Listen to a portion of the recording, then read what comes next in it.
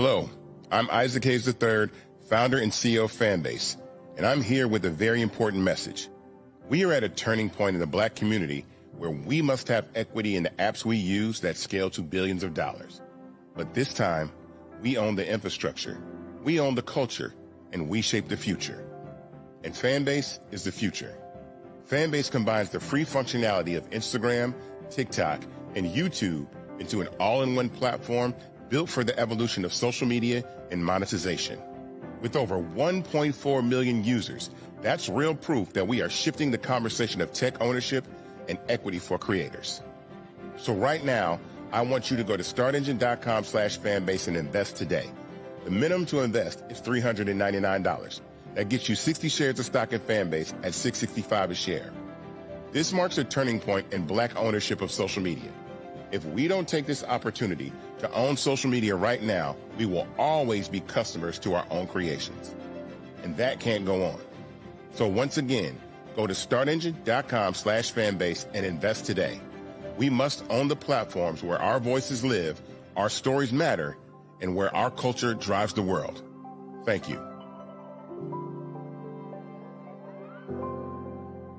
Folks, Black Star Network is here. Oh, no punches! I'm real revolutionary right now. Support this man, Black Media. He makes sure that our stories are told.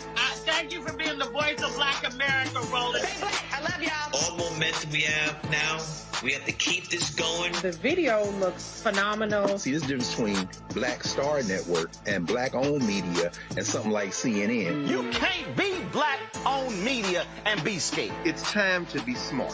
Bring your eyeballs home. You dig?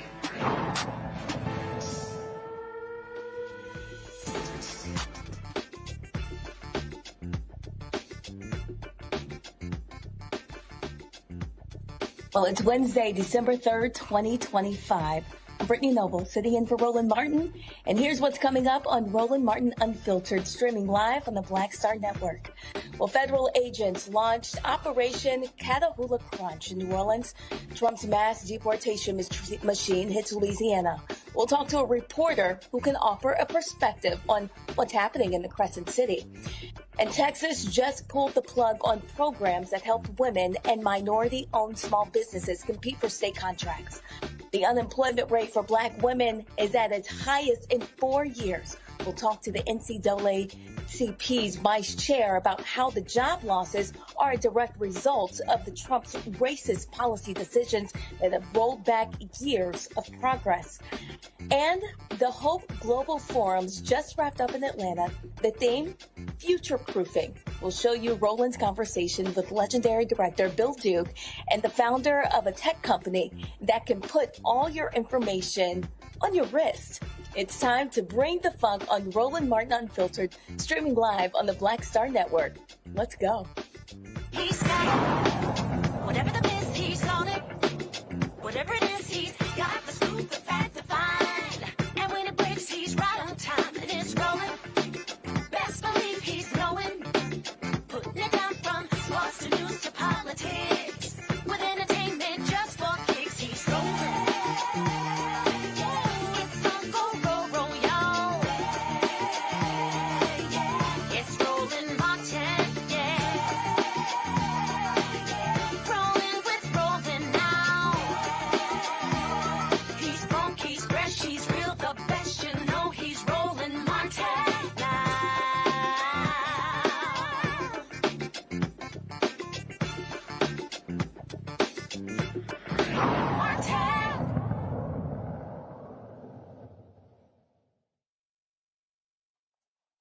Federal agents have made their first arrest in a large-scale immigration crackdown in and around New Orleans, making Louisiana the latest target of the twice impeached and criminally convicted felon-in-chief Donald Trump's mass deportation agenda.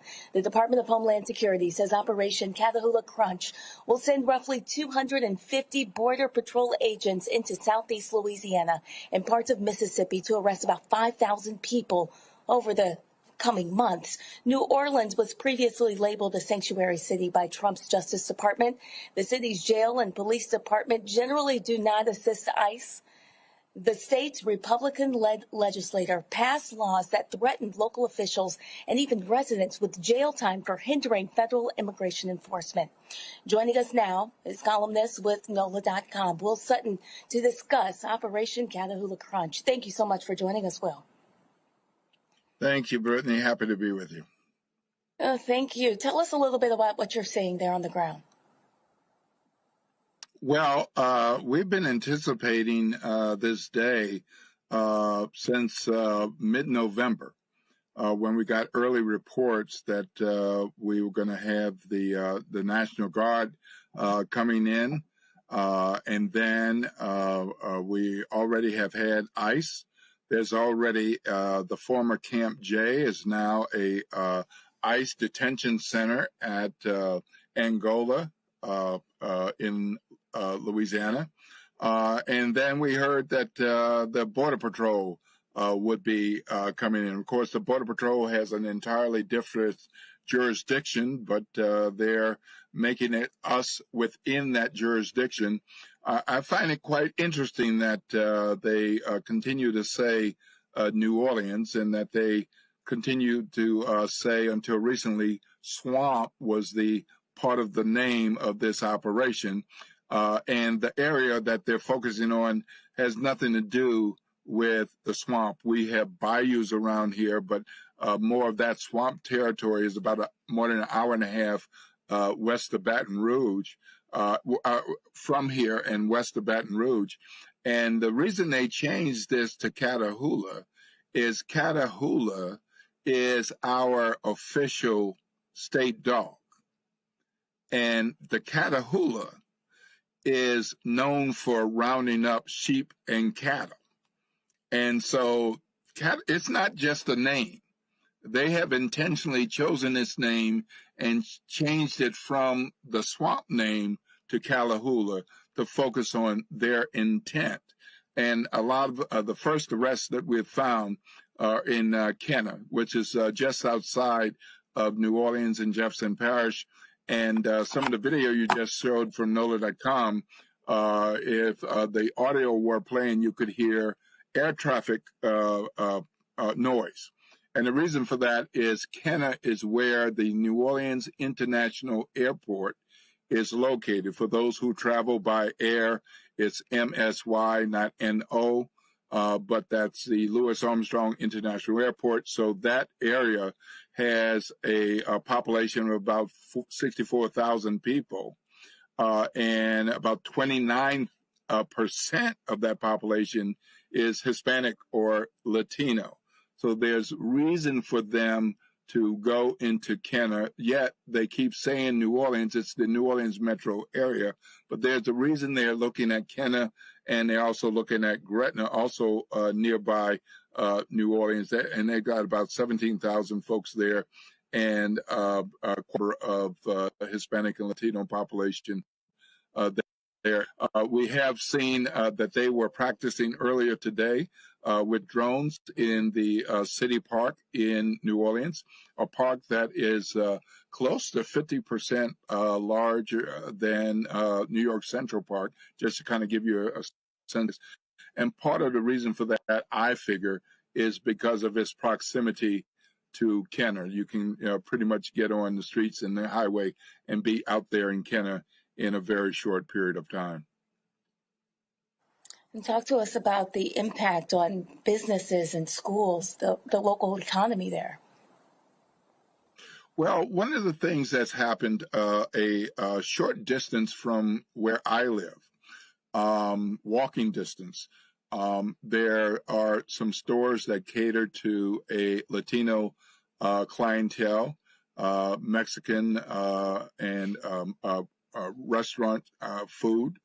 And one of those businesses just recently shut down, not because they weren't making a profit and doing good business, but because so many of their customers, and they have a diverse clientele, but so many of their customers are immigrants, and they know that, and they're workers. And so word got out on social media that they were going to shut down indefinitely. And so a number of people went to buy food and order food, to help them stay in business. But what they decided was that it was too risky, that Border Patrol might be coming to their location to look for folks that they want to pick up. And then we also have parents who are keeping their kids home from schools. So there are gathering spots like the local Lowe's or Home Depot, where there are predominantly Latino day workers. In some of those areas that I've driven by, there aren't as many people out there. Well, let's now add to the conversation. Bring in Larry J. Walker, and let's hear what you say about the immigration practice. Yeah, unfortunately, this is, we just heard described, particularly, let's start with the impact it's having on students not attending school and what the long-term impact they may be. But we already heard about the economic impact, but really this comes down to what is the personal impact on families. First of all, it's creating a general mistrust of law enforcement, which we've already had a problem in this country for generations. But for, like I said, these children who are disproportionately impacted, who are afraid to come to school, what does that mean for the rest of the country?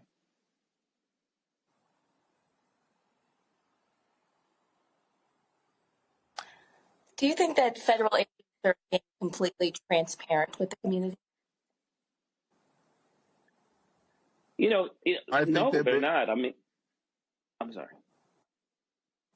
For so many days, we've heard reports. We've even gotten reports from Associated Press by documents that have been prepared about this operation. So it's not as though we didn't know, but there was no information forthcoming.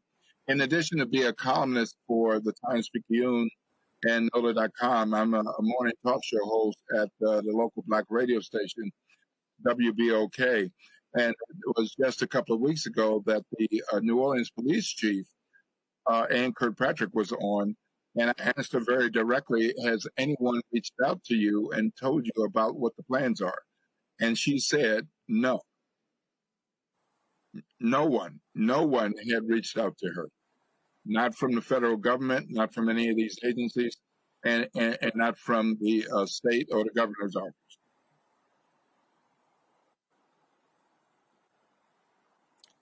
Well, we have much more ahead on the Roland Martin Unfiltered Show. We'll be back right here on the Black Star Network. Stay with us.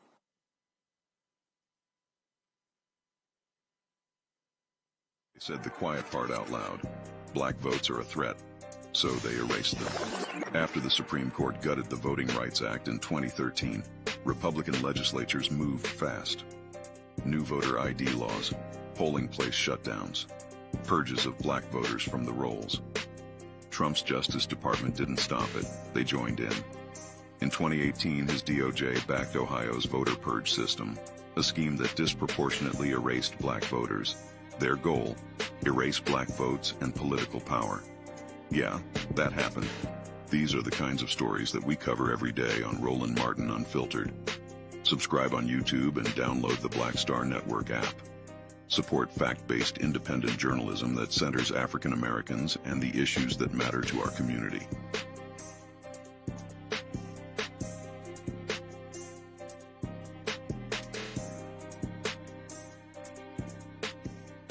If in this country right now, you have people get up in the morning and the only thing they can think about is how many people they can hurt, and they got the power, that's the time for mourning. For better or worse, what makes America special, it's that legal system that's supposed to protect minorities from the tyranny of the majority. We are at a point of a moral emergency. We must raise a voice of outrage. We must raise a voice of compassion. And we must raise a voice of unity. We are not in a crisis of party versus party. We are in a crisis of civilization, a human rights crisis, and a crisis of democracy itself. And guess what? You've been chosen to make sure that those that would destroy, those that would hate, don't have the final say, and they don't ultimately win. Next on the Black Table with me, Greg Carr. Our legal roundtable is back in session as we look at yet another potential landmark case being considered by the United States Supreme Court. This one is called 303 Creative versus Alennis, and may be the most important and far-reaching First Amendment, that is freedom of speech, case of our time. It could, depending on how the court rules, open the door for a return of Jim Crow segregation laws. It's true. If you say we can discriminate against one, you're saying we can discriminate against all. That's on the next Black Table. Don't miss it. Right here on the Black Star Network. Hatred on the streets, a horrific scene, a white nationalist rally that descended into deadly violence. White people are losing their damn minds. As an angry pro-Trump mob storms the U.S. Capitol, we've seen shooting. We're about to see the rise of what I call white minority resistance. We have seen white folks in this country who simply cannot tolerate black folks voting. I think what we're seeing is the inevitable result of violent denial. This is part of American history. Every time that people of color have made progress, whether real or symbolic, there has been what Carol Anderson at Emory University calls white rage as a backlash. This is the rise of the Proud Boys and the Boogaloo Boys. America, there's going to be more of this. Here's all the Proud Boys, guys. This country is getting increasingly racist in its behaviors and its attitudes because of the fear of white people. The fear that they're taking our jobs, they're taking our resources, they're taking our women. This is white fear.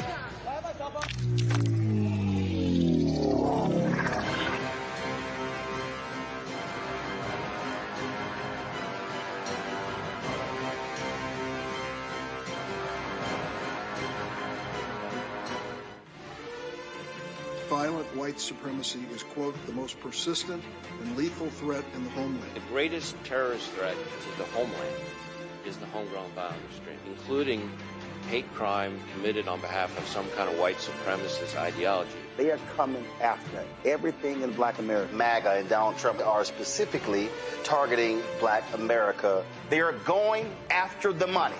Attack Black Lives Matter. Attack critical race theory. Attack woke, DEI. MAGA wants to defund black America. This is a perfect example of their desire to completely degrade and de-emphasize black people.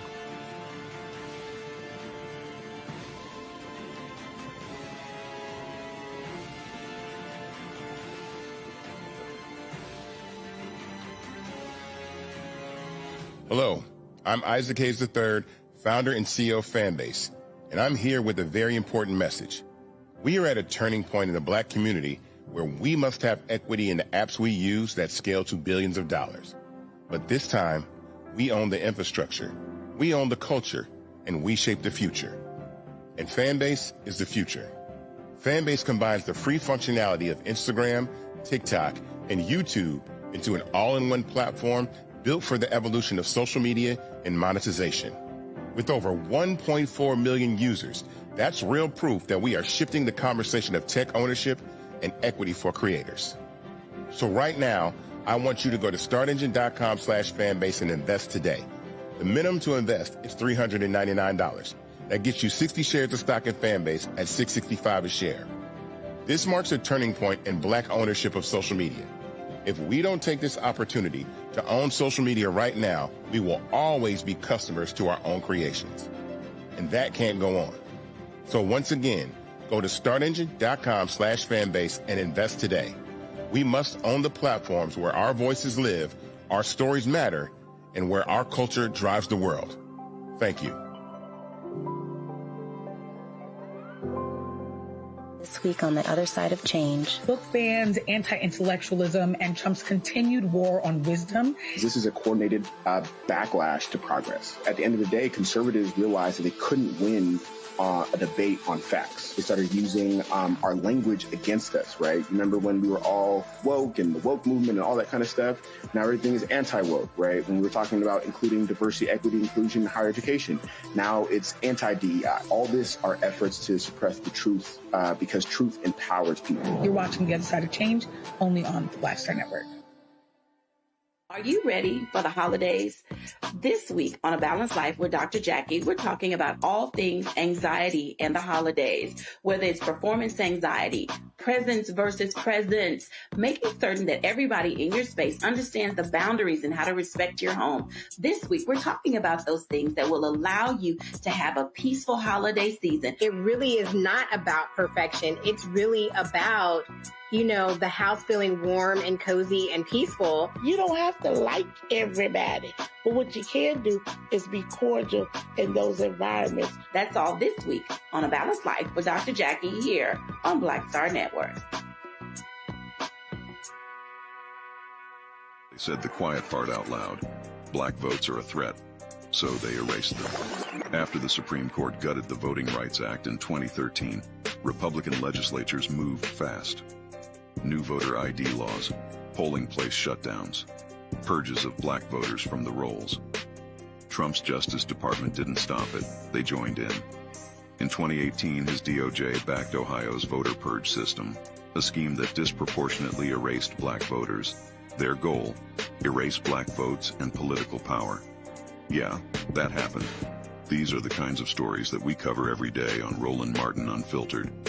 Subscribe on YouTube and download the Black Star Network app. Support fact-based independent journalism that centers African Americans and the issues that matter to our community.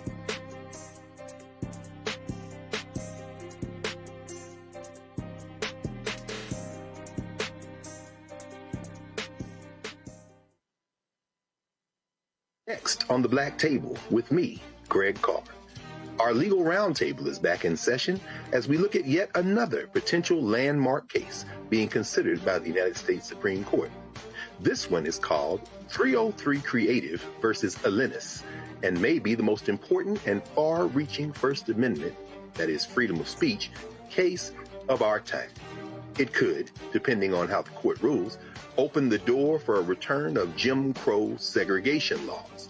It's true. If you say we can discriminate against one, you're saying we can discriminate against all. That's on the next Black Table.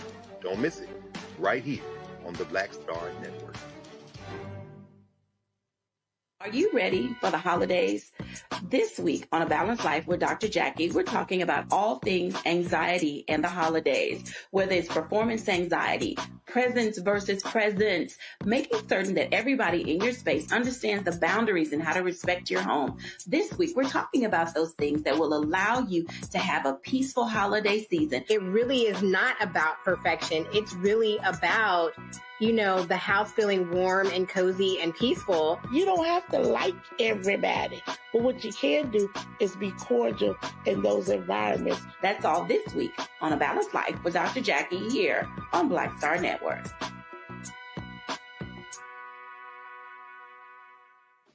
Hey, what's up, everybody? It's Godfrey, the funniest dude on the planet. And you're watching Roland Martin Unfiltered.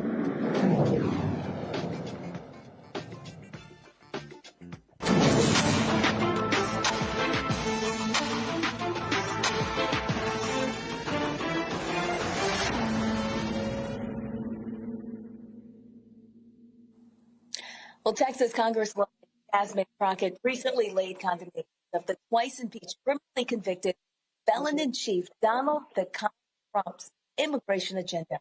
She emphasized the similarities between Trump's mass deportation policies and America's history of slave patrols, noting that ICE has turned into a system that instills fear in communities of color rather than ensuring safety for the country. Here's Crockett explaining the stakes. Thank you so much to the ranking member and again to the mayor for calling this. But let me be clear. Donald Trump is running the most openly racist immigration regime in modern American history. I've said it once and I'll say it again. Donald Trump's mass deportation system makes me think of what a modern day slave patrol would look like. Slave patrols were armed groups empowered by the government to control, intimidate, and terrorize people solely based on color. That's what's happening now. Donald Trump is sending mass agents without warrants into communities of color to terrorize the people who live there. And the reason that I want to make sure that I draw out this link, because we heard Maxine say that black and brown is coming together. I want to be clear about this. This should not just be the immigrant community. This should be all of us united, because we know united we stand, divided we fall. And unfortunately, this last election, we allowed ourselves to be divided. Now, Ms. Velez, it's my understanding that you were detained by federal agents while you were on your way to work. Is that correct? Did any of these agents present you with a warrant? No. An explanation? No. Did they do anything other than illegally detain and arrest you? Yeah. Did they even identify themselves? No, they did not. Okay. Donald Trump has created an environment where these agents believe they are above the law. And one of the things that the ranking member just said was that there's a level of dehumanization. It is in that dehumanization, whether we are talking about the language they use to describe human beings, or whether we talk about the fact that they don't feel as if certain people are entitled to their constitutional rights. That is why Ms. Velez, unfortunately, was denied her constitutional rights, which we know she was supposed to enjoy in, just like those in our immigrant community. But this isn't just that this is the most openly racist immigration regime in modern day history. It is also the most violent and deadly immigration regime in decades. More people have died this year in ISIS custody than in any year since the early 2000s, and the year is not over. Ms. Kozlowski, talk to me about the disturbing reports of unsanitary and inhumane conditions, which are partly responsible for the increase in deaths at the federal detention facilities. The conditions that we see in the federal detention centers, from holding facilities to facilities across the country, are absolutely deplorable. They are deadly, as you have pointed out. But we see conditions where people are denied medical care, where people are harmed while in custody, where people are held incommunicado from their families.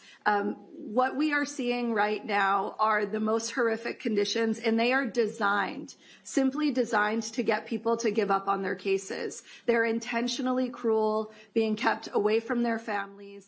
In some cases, we've seen people in the midst of chemotherapy treatments, people on dialysis who are being held in conditions where they don't have access to bathrooms, where they're given rotten food, where they're in places that are so crowded, rooms that are meant for just a dozen people with 60 people in them, that they can't even lay down despite their delicate medical conditions. Thank you so much. Listen, Donald Trump has dehumanized people of color for decades. I want y'all to understand this is who he is. This is an actual feature of what it is to be Donald Trump. Instead of a flaw, he demanded the execution of innocent black boys. He has been sued many times for racial discrimination. He called African nations shithole countries. He said that, quote, immigrants poison the blood of our country. And he's repeatedly refused to denounce white supremacy. In fact, he's hired many white supremacists to work in this administration. And now they're carrying out this racist and violent mass deportation, and it is destroying our country. LA, we stand with you, and we stand with the rest of this country. Thank you so much. Right now, I want to bring back Dr. Larry J. Walker, the associate professor at the University of Central Florida. What are your thoughts about? I need to acknowledge that Congresswoman Crockett is by far one of the most effective Democrats on the Capitol Hill. Every time she speaks about issues relating to this or other topics, she's always really clear and concise in terms of the message she delivers. So in terms of some of the things clear points she had to make is, look, for people who are watching this and, family and friends, either you believe in democracy or you don't. In a country in which people have been, in this case, fairly, unfairly arrested, there is not only in terms of due process, but there's a level of humanity that has to be expected for those who find themselves in, part of the prison system, whether it's ICE or arrested for minor offenses. And what we've heard over the last several months and what you heard Congresswoman Crockett describe it is not consistent with a democracy. In fact, I would even argue that, you would find the UN, if they came in and investigated what's some of the conditions in which we've heard described in this conversation and others, is, we would certainly see some UN human rights violations. So as Americans, you have to stand strong and decide if we're going to allow people, regardless of their immigration status, to be treated like human beings, or we're going to turn a blind eye and let these conditions continue to worsen and more people lose their lives. So you feel like these concerns are legitimate?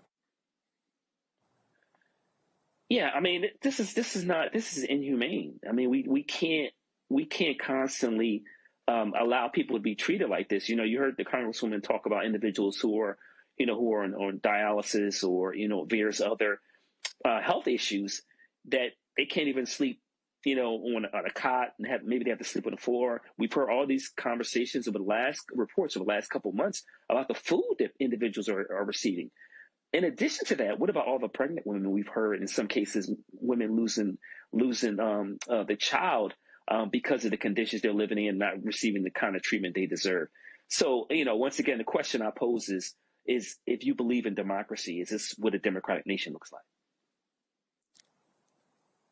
Tell us more about how people should be responding. Yeah, I think that obviously, in the last couple of months since the election, we're seeing increasingly more people protest outside these facilities and protest elected officials, local, state, and federal level. And I think that, while there's some people may argue that this is not an effective tactic, it is.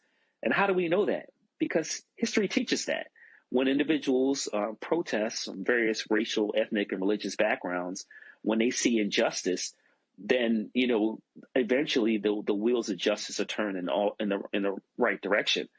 But we need to see larger protests, and also for any corporations that are involved in supporting or platforms, social media platforms, then we should also not support those entities. And once again, apply pressure to local, state, or federal officials to make sure that, once again, that human beings are treated the way they should be treated. Do you really believe that Trump policies are targeting Black? Well, I think it's a coincidence or maybe not a coincidence. When we talk about, I know, Roland's talk on this show about, and we'll talk about today, the hundreds of thousands of Black women who lost jobs. I think we also saw the removal of TPS for Haitians, so hundreds of thousands of Haitians who can't possibly return to a country that's been ravaged by weather and economic conditions, and the number of gangs we see there. So I would say the policies and the public comments, like we heard talk about Somalians just in the last 24 hours, tell you where his priorities are in terms of how he views people, and also people of African descent. So I would say, actions speak louder than words, and as the saying goes, but we've seen the words and the actions, not just over the last couple of days, but over the last several years. What do you think is to come within the next year? Well, I talked about the importance of protests as it relates to, what's happening right now. But I have a stark warning for Americans, is that things are not likely to get better if there's not some significant political change.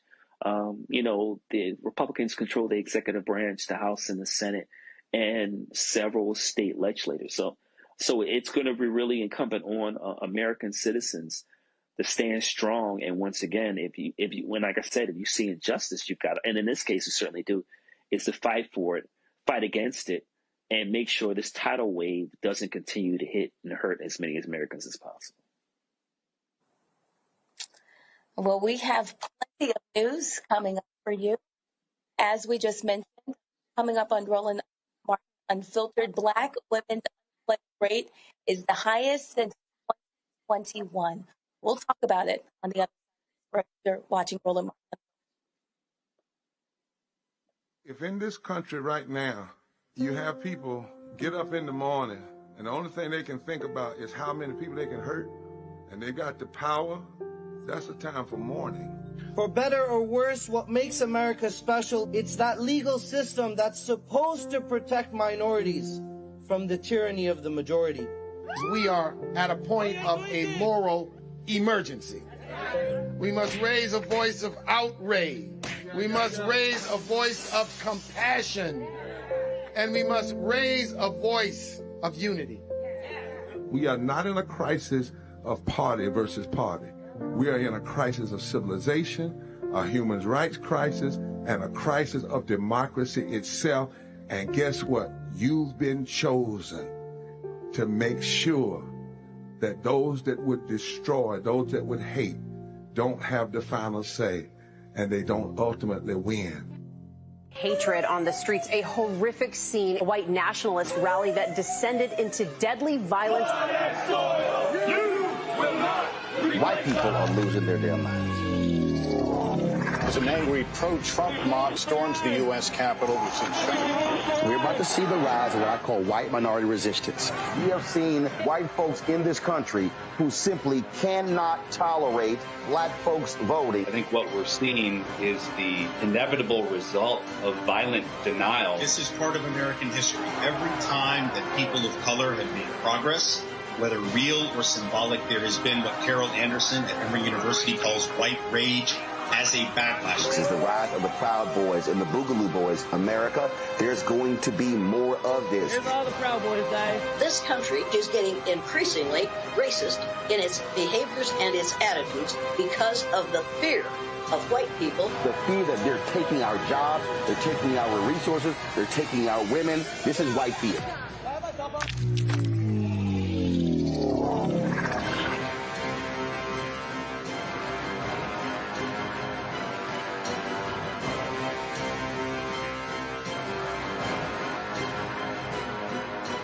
Said the quiet part out loud. Black votes are a threat, so they erased them. After the Supreme Court gutted the Voting Rights Act in 2013, Republican legislatures moved fast. New voter ID laws, polling place shutdowns, purges of black voters from the rolls. Trump's Justice Department didn't stop it, they joined in. In 2018, his DOJ backed Ohio's voter purge system, a scheme that disproportionately erased black voters. Their goal, erase black votes and political power. Yeah, that happened. These are the kinds of stories that we cover every day on Roland Martin Unfiltered. Subscribe on YouTube and download the Black Star Network app. Support fact-based independent journalism that centers African Americans and the issues that matter to our community.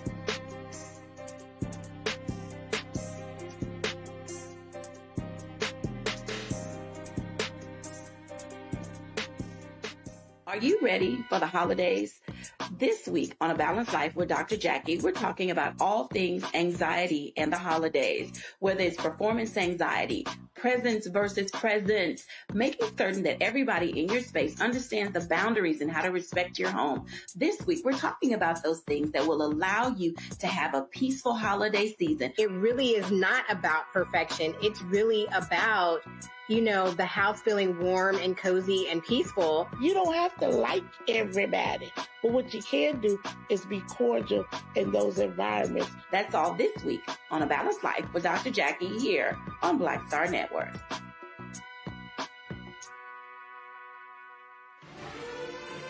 Violent white supremacy is, quote, the most persistent and lethal threat in the homeland. The greatest terrorist threat to the homeland is the homegrown violence stream, including hate crime committed on behalf of some kind of white supremacist ideology. They are coming after everything in black America. MAGA and Donald Trump are specifically targeting black America. They are going after the money. Attack Black Lives Matter. Attack critical race theory. Attack woke, DEI. MAGA wants to defund black America. This is a perfect example of their desire to completely degrade and de-emphasize black people.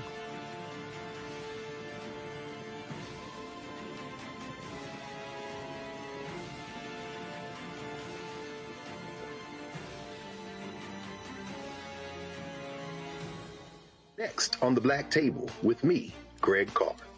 Our legal roundtable is back in session as we look at yet another potential landmark case being considered by the United States Supreme Court.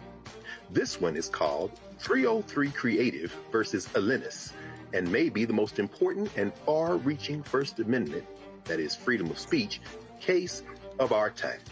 It could, depending on how the court rules, open the door for a return of Jim Crow segregation laws. It's true. If you say we can discriminate against one, you're saying we can discriminate against all. That's on the next Black Table. Don't miss it. Right here on the Black Star Network.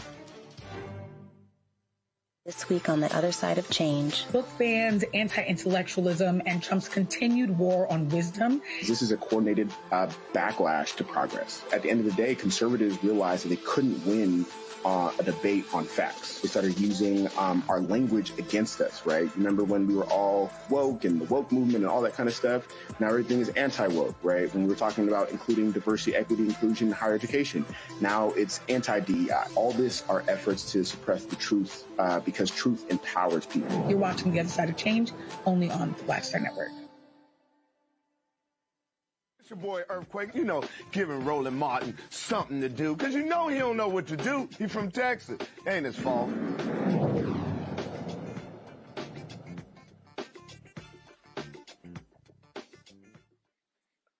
Well, Texas just abruptly gutted a decades-old program meant to help women and minority-owned small businesses compete for state contracts. The state comptroller's office says it is stripping those firms of their historically underutilized businesses or hub certifications and refocusing the program exclusively on the companies owned by disabled veterans, renaming it Vet Hub. Only veterans with at least a 20% service-connected disability will qualify going forward. Officials say existing contracts won't be canceled, but thousands of women and minority-owned vendors are being removed from the state's hub directory effective immediately. Acting Comptroller Kelly Hancock is trying to comply with executive orders from Donald Trump and Governor Greg Abbott targeting diversity, equity, and inclusion efforts, and claims Vet Hub will restore constitutional integrity and end race or sex quotas. Now we're going to bring in Larry J. Walker. He can tell us a little bit about his reaction to Texas eliminating women and minority-owned businesses. I find this changing the law and then the changes you just highlighted, and it very interesting. Let me tell you why. These essentially are DEI policies still in effect. I think a lot of people, when they hear DEI, they think race and gender. But I can tell you, as someone who works in higher education, DEI programs also include veterans. So they're essentially doing this with one arm tied behind their back. So, they said they've gotten rid of these vendors based on gender and race. But for those who are watching, this is still a DEI program. So the question then, you want to ask the question, well, if it's still essentially DEI because veterans are included in that category and they just remove certain protected groups, who are they really trying to help and hurt here? And then they talked about the 20% threshold. You're probably talking about a very small number of individuals. So once again, we talk about, the number of Black women who've lost jobs. We talk about Black unemployment rate in general being over 7%. This is just another example of essentially shooting yourself in the foot. I think that, people who are in the Trump administration in the state of Texas should remember that Black people were play a prominent role in the part of the U.S. economy. So getting rid of these opportunities for these small and moderate-sized businesses not only hurts the individuals, but hurts local and state government. And that's really what it comes down to. There's going to be a lingering economic impact and a drag on the economy in the state of Texas. And talk to us more about the impact that you think it could have. I mean, what happens to those businesses that built their entire growth strategy around this hub certification? Yeah, that's a really important question. I think we got to acknowledge that these companies in the past, before this provision was in place, wouldn't even had a chance to get these contracts, which are predominantly white males. So yeah, what is the impact? Yeah, so some of these businesses might go under and may because if they had this they were part of this program. Maybe they won't have the access they did and they won't have the capital. That means they won't be able to hire more people. That means, like I said, the business could shut. And it also means there's no opportunity for growth. And it doesn't encourage other, minoritized businesses to, start out, be part of this program and grow. So not only are you hurting these communities that have been they're focusing on, but also, like I said, it's going to have a tremendous impact on the local, state, and national economy. We'll have to see what the future holds. Thank you, Larry. Roland Martin Unfiltered will be right back, right here on the Black Star Network. Stay with us. This week on the other side of change. Book bans, anti-intellectualism, and Trump's continued war on wisdom. This is a coordinated backlash to progress. At the end of the day, conservatives realized that they couldn't win a debate on facts. They started using our language against us, right? Remember when we were all woke and the woke movement and all that kind of stuff? Now everything is anti-woke, right? When we were talking about including diversity, equity, inclusion, higher education, now it's anti-DEI. All this are efforts to suppress the truth because truth empowers people. You're watching The Other Side of Change, only on the Black Star Network. Hello, I'm Bishop T.D. Jakes, and you're watching Roland Martin Unfiltered.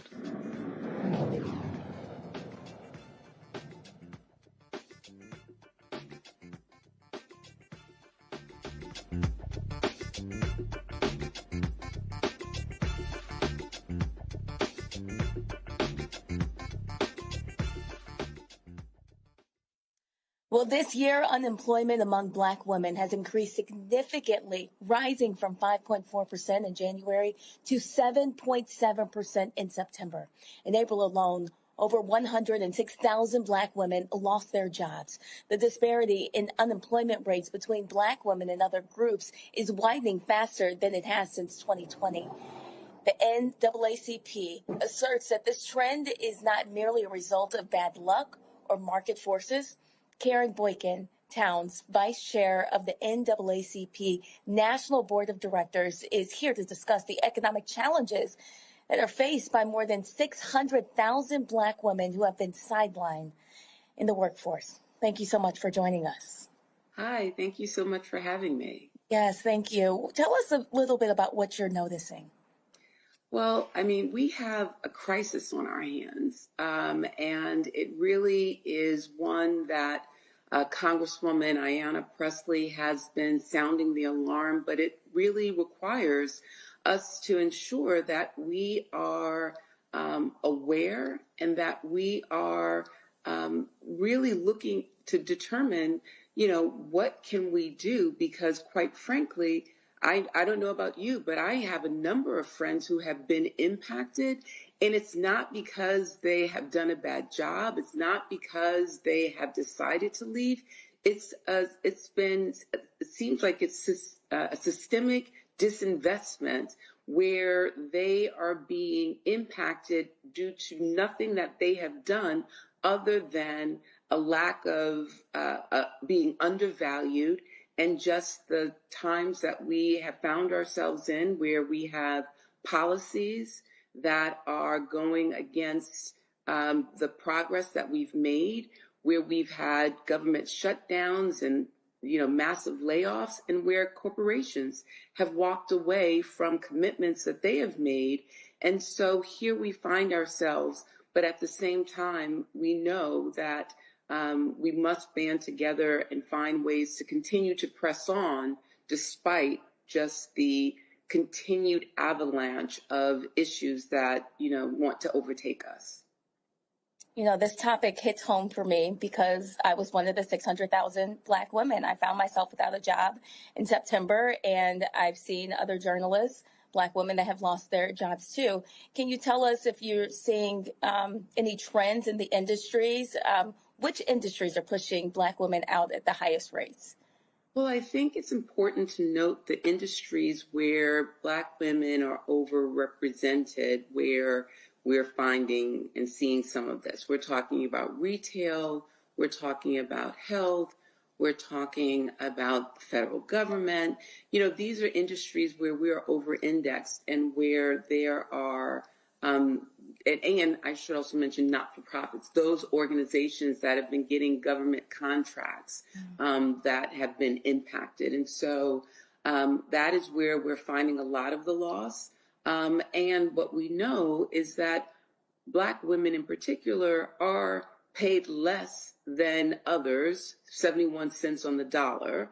And then when they are impacted with losing their jobs, it's not just about the income that's lost. It's about the generational wealth that gets impacted. It's about the unemployment gap being increased. And we know that with Black women, it's not just us as individuals, it's our families, it's our community. And we must also realize that, it hits our dignity. It hits your confidence. I mean, this is really serious, and we're in a crisis, and the numbers are staggering, as you noted. Let's bring in Larry. Let's add him to the conversation. What are your thoughts about this? Yeah, I spent a few minutes talking about the hundreds of thousands of Black women who lost their jobs in the last couple of months. And I'm wondering if, I got two questions. I think the first question is, have we really quantified about how much, in terms of like millions of dollars, this will cost the U.S. economy? I guess that's the first question. Yeah, I mean, yesterday I was talking with one of the economists, Katika Roy, who has been doing a lot of research on this, and I think she had it at about $9.5 billion just in this short period of time. And quite frankly, I think that, the work, I think just today, Congresswoman Presley put out a release that she and 22 other colleagues sent a letter to the Department of Labor because not counting the work that they're trying to get the Fed to do, to really look at the real impact that this is having, because, the data is, spotty. And so I really don't believe that we have a very clear picture of the impact that this is having, and it's probably still underreporting. Yeah, I had one other quick question. I thank you for that. I said millions, you gave me billions. So I think that even highlights, when we talk about, make the argument about the harm it's causing our community and the country, that makes it clear. I think the other concern I have is we find a lot of the social safety net is being removed. You talk about SNAP and some of these other programs. And I'm wondering, will the Black community, once again, as historically done, Black churches, Black, mosques, Panhellenic organizations, the Masons, et cetera, will the Black community again have to create some kind of its own kind of social safety net to support all these Black women who've lost jobs? At the end of the day, all we have is each other.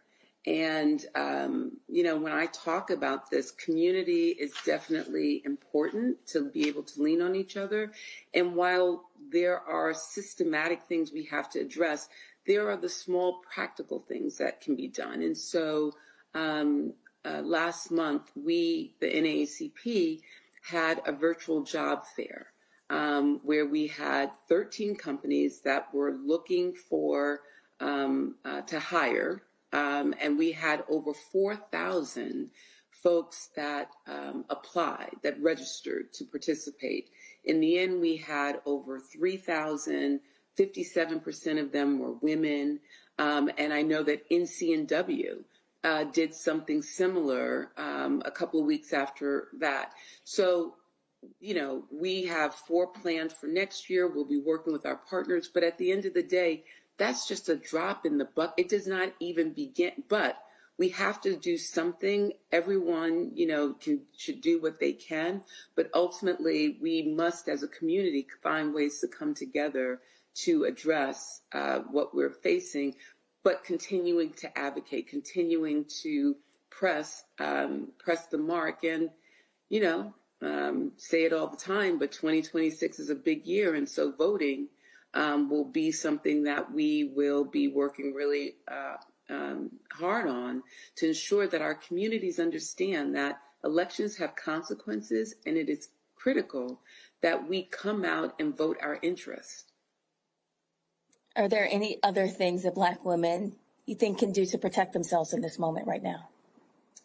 Well, I think that, certainly the job loss has nothing to do with anything that they've done, right? Mm-hmm.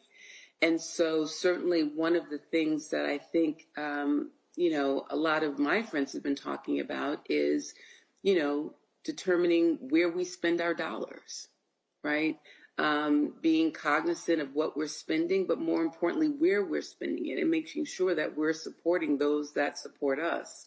I also believe that, there are other things on the horizon that, continue to give us economic instability. When you look at the federal reclassification of professional degrees, that's an issue that, under the big ugly bill, I didn't know what that, was when we were fighting all the other parts of it, but it has become very clear in the last couple of weeks that, if you're talking about reclassifying professional degrees, many of which we might have in social work, in education, in mental health sciences, if you're going to say that there's going to be a cap on the maximum amount that you can borrow, that is a problem. That is a problem, and it once again puts us behind the 8 ball. And so,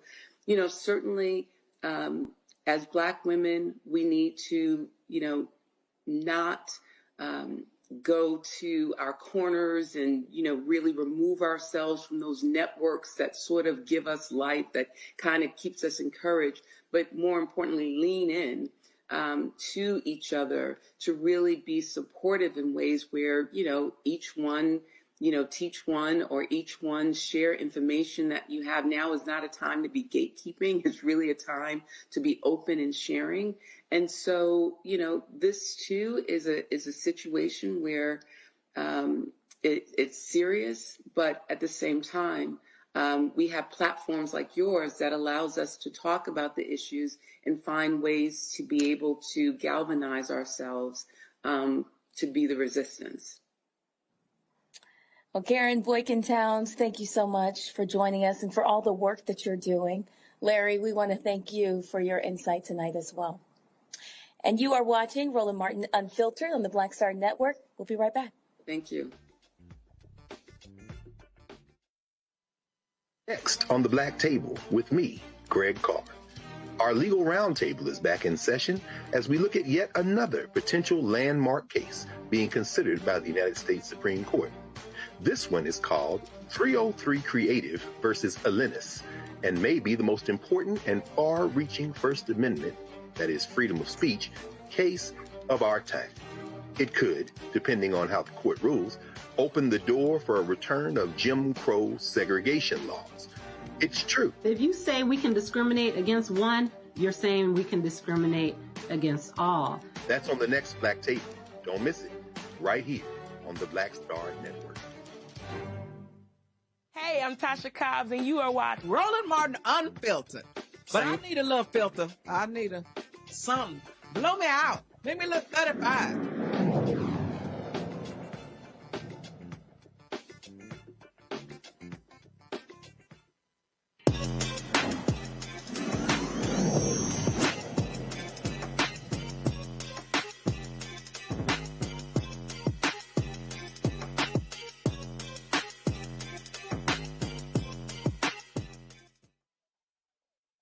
Well, Roland has been in Atlanta at the Hope Global Forums. It's the 11th year of the conference, and attendees will explore the theme future-proofing. Here's Roland talking to the CEO and founder of Push 2.0 Group, a tech company that can put all your information on your wrist.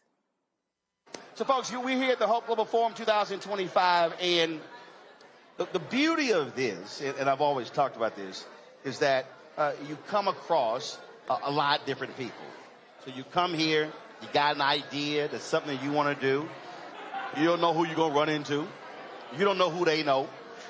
You don't know what it may turn into.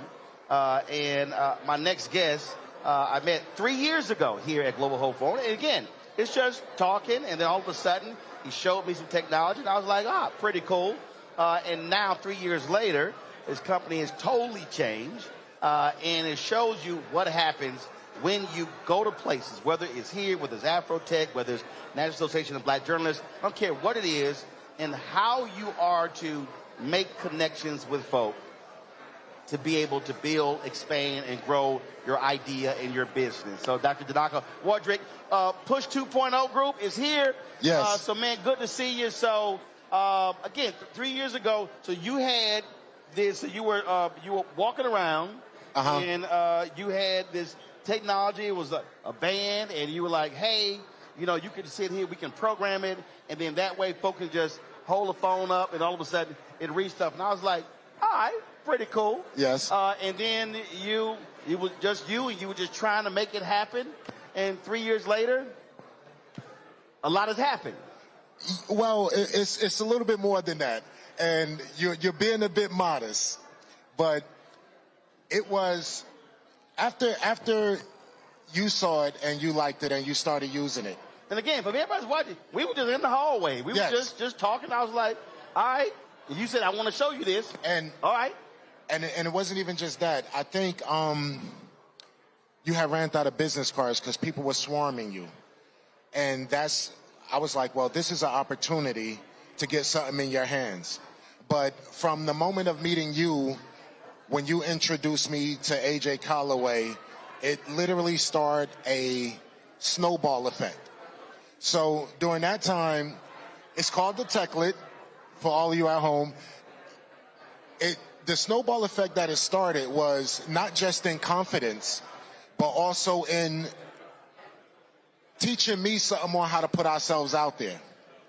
And I always said to myself, if I had the chance to like fully thank you, that I would, because it literally changed our lives from day one. During this time, there was no tech team. I was the only engineer in the lab. And from that, not only did we just grow, but we prospered, we thrived. And it allowed me to get engineers like Miss Shannon, Miss Reba, Joe, a lot of people that came into the team and started helping build near-field communication with us. And to be honest, this is an area that a lot of our people are not in.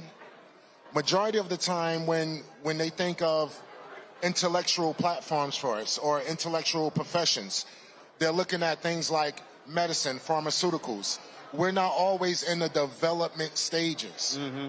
Now, shout out to a lot of them that are, but we're literally one of the first.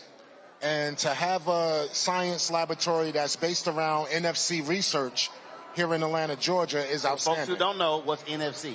NFC stands for Near Field Communication. So it allows you to interact with different devices within a small proximity. Got it. So if you look at, if you ever tap to pay for something, that's near field communication. Got it. Every room in this hotel, when you tap with a key, the key card, right? That's near field communication. Going in your room. Exactly. So it all falls along those kind of lines. But we didn't just stop at the band, because when you found out about us, we just had the bands and the Techlets. And again, well, first of all, we're talking about the bands. So first of all, a lot of times with these bands, they're bulky, they don't look great. And so part of your whole deal was, it's black people, I need to make it look like exactly. It got to go together. It got to go. It got to look good. Yeah. So the other deal is, you know, you can wear, and the average person they just think, oh man, that's a nice band. Yeah, they have no idea that it's loaded with technology. Right, and so that first band that you gave me was a Mach 2. Yes. Okay, and that was, so it had business card on it. Yes. So yesterday when we chat, so this one here, you said has it's a Mach 3. Okay, well, it has 3 areas on it. So it has 3 different antenna hemispheres. Now, it doesn't just hold the business card anymore. This could do everything from start your car. You could copy your key card to your elevator and to your room to it. It could get you in your home. And how does it, so what, does a person what do they do? So that's the person who's watching, so it's already programmed. Yes. So, all right, so somebody comes up to me and I want to give them my business card. What do I do? Only thing you would have to do is hold your arm out now, because yours have your personal information on it. No, we didn't put that one on here. Okay, so this just has the email on it. All right, so only thing they have to do is just tap, and it pulls up the whole information of everything that they need for you. Right. So I use dot card. So it's pulling dot card up. Yes. So all they do is hold their phone right up to it. Yes. Now, the difference is with iPhones, their drivers are all up here at the top. So anything that you do with an iPhone, your driver is always going to be up at the top. With Androids, it's a little bit different because Androids is going to go from the left-hand corner or the middle.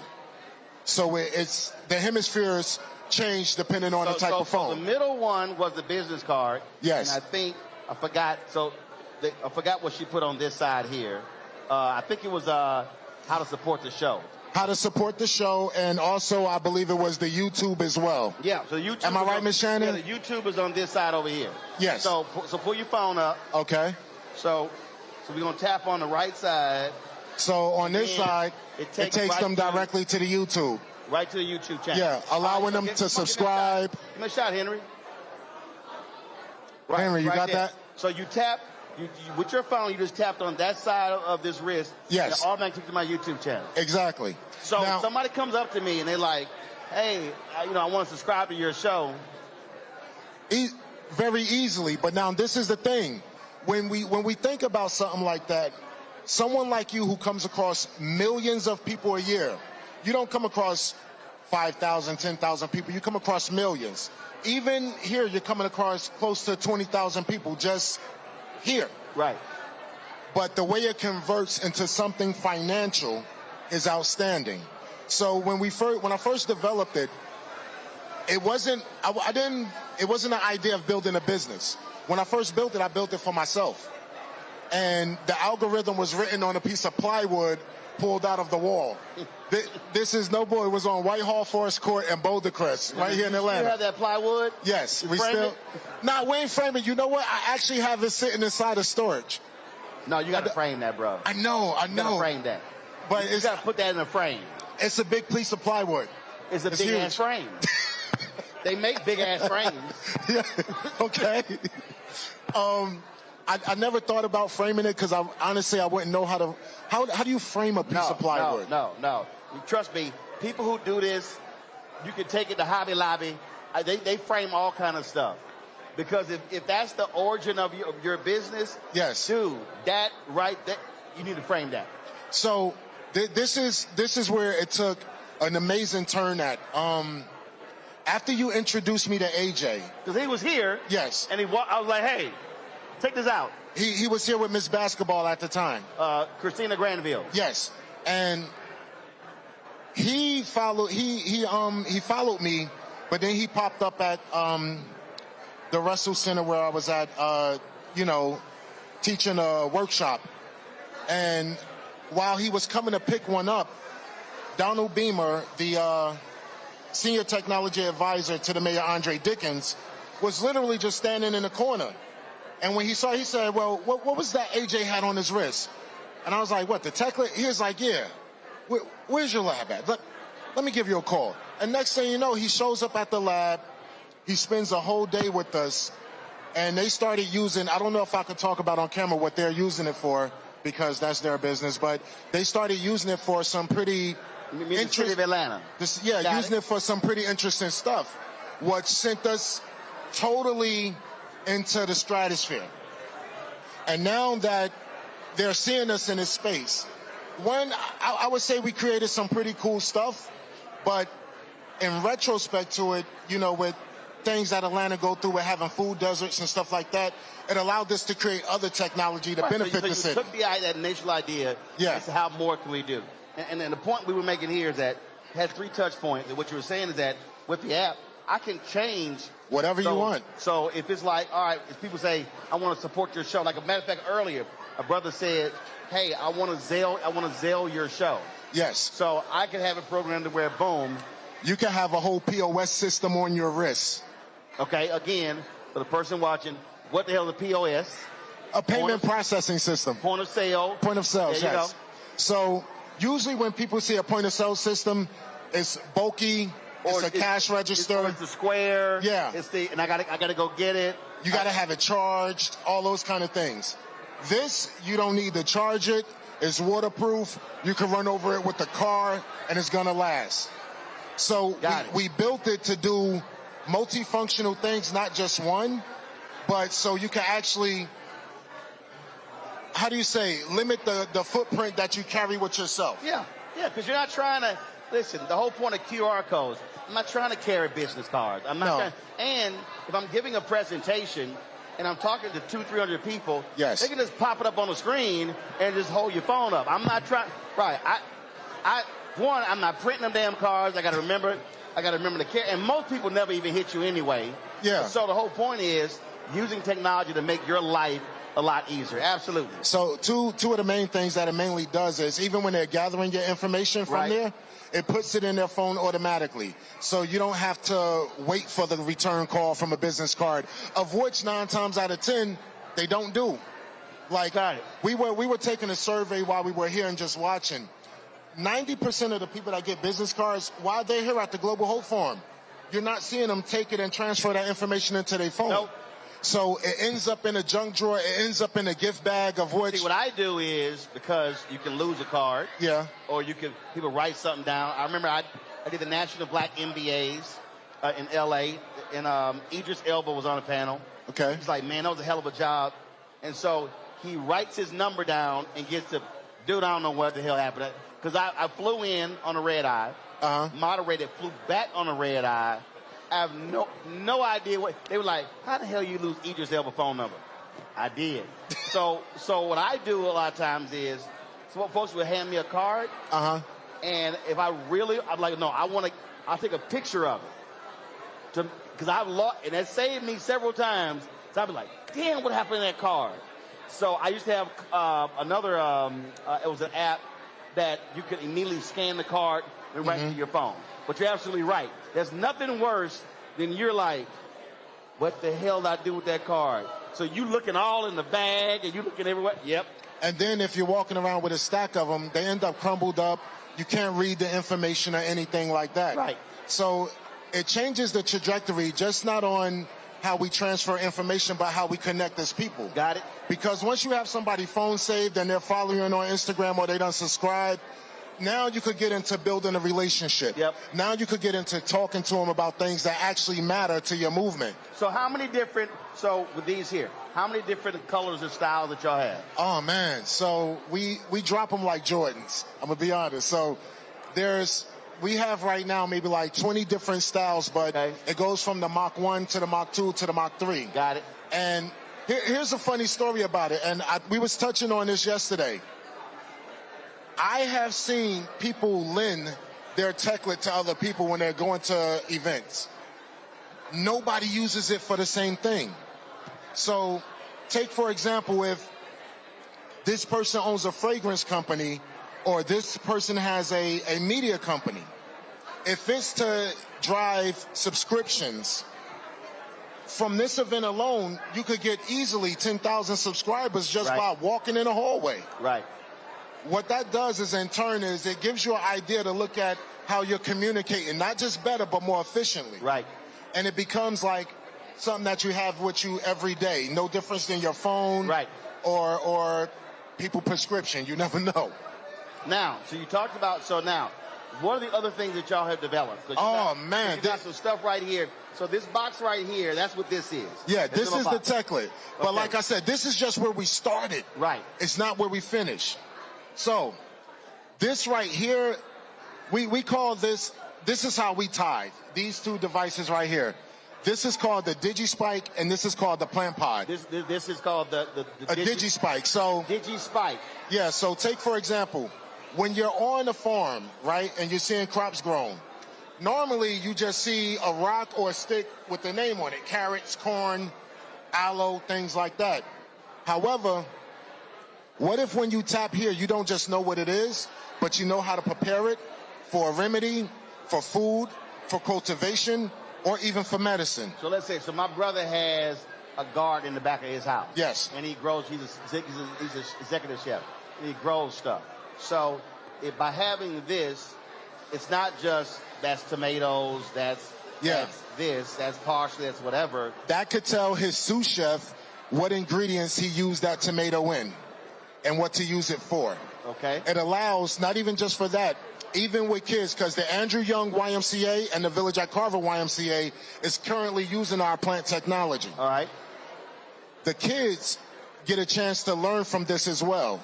So to train the next generation of farming and urban farming, when they tap it, they get a video telling them about the crop, how to prepare it, what it's best used for, and things like that. So this is if I got a garden or whatever, it's in the ground. But this is if you're growing it in your house. Yes. And this would go into the soil. This one right here is one of my favorite. We're going to move the Domino S3 over here real quick.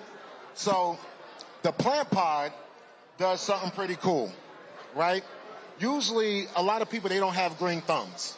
But let's say, for example, if you're growing a spice or herb and you figured out something that no other grower has figured out, and you know it could benefit every farm around you, when you tap it,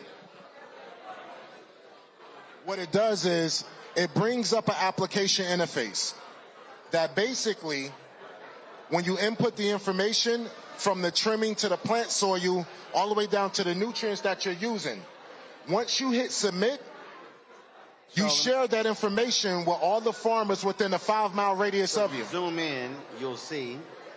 Zooming in. As the furthest you go. That's the furthest you go? To you. Don't worry about it. Stay right there. Okay, I'm going to stay right here. Stay right there. What that particularly does is when they pull that up after tamping the plant pod, they get to input the work that they did to said plant or said herb.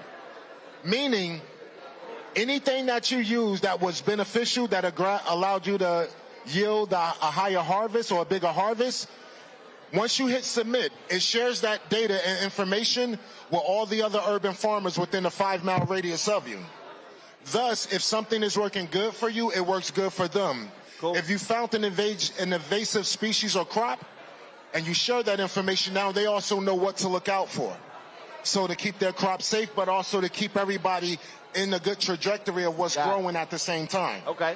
That's if y'all are on the same platform. Yes. You're sharing data. Yes. And then obviously you can share that, you can take that and then also share with others outside who are not in 5-mile radius.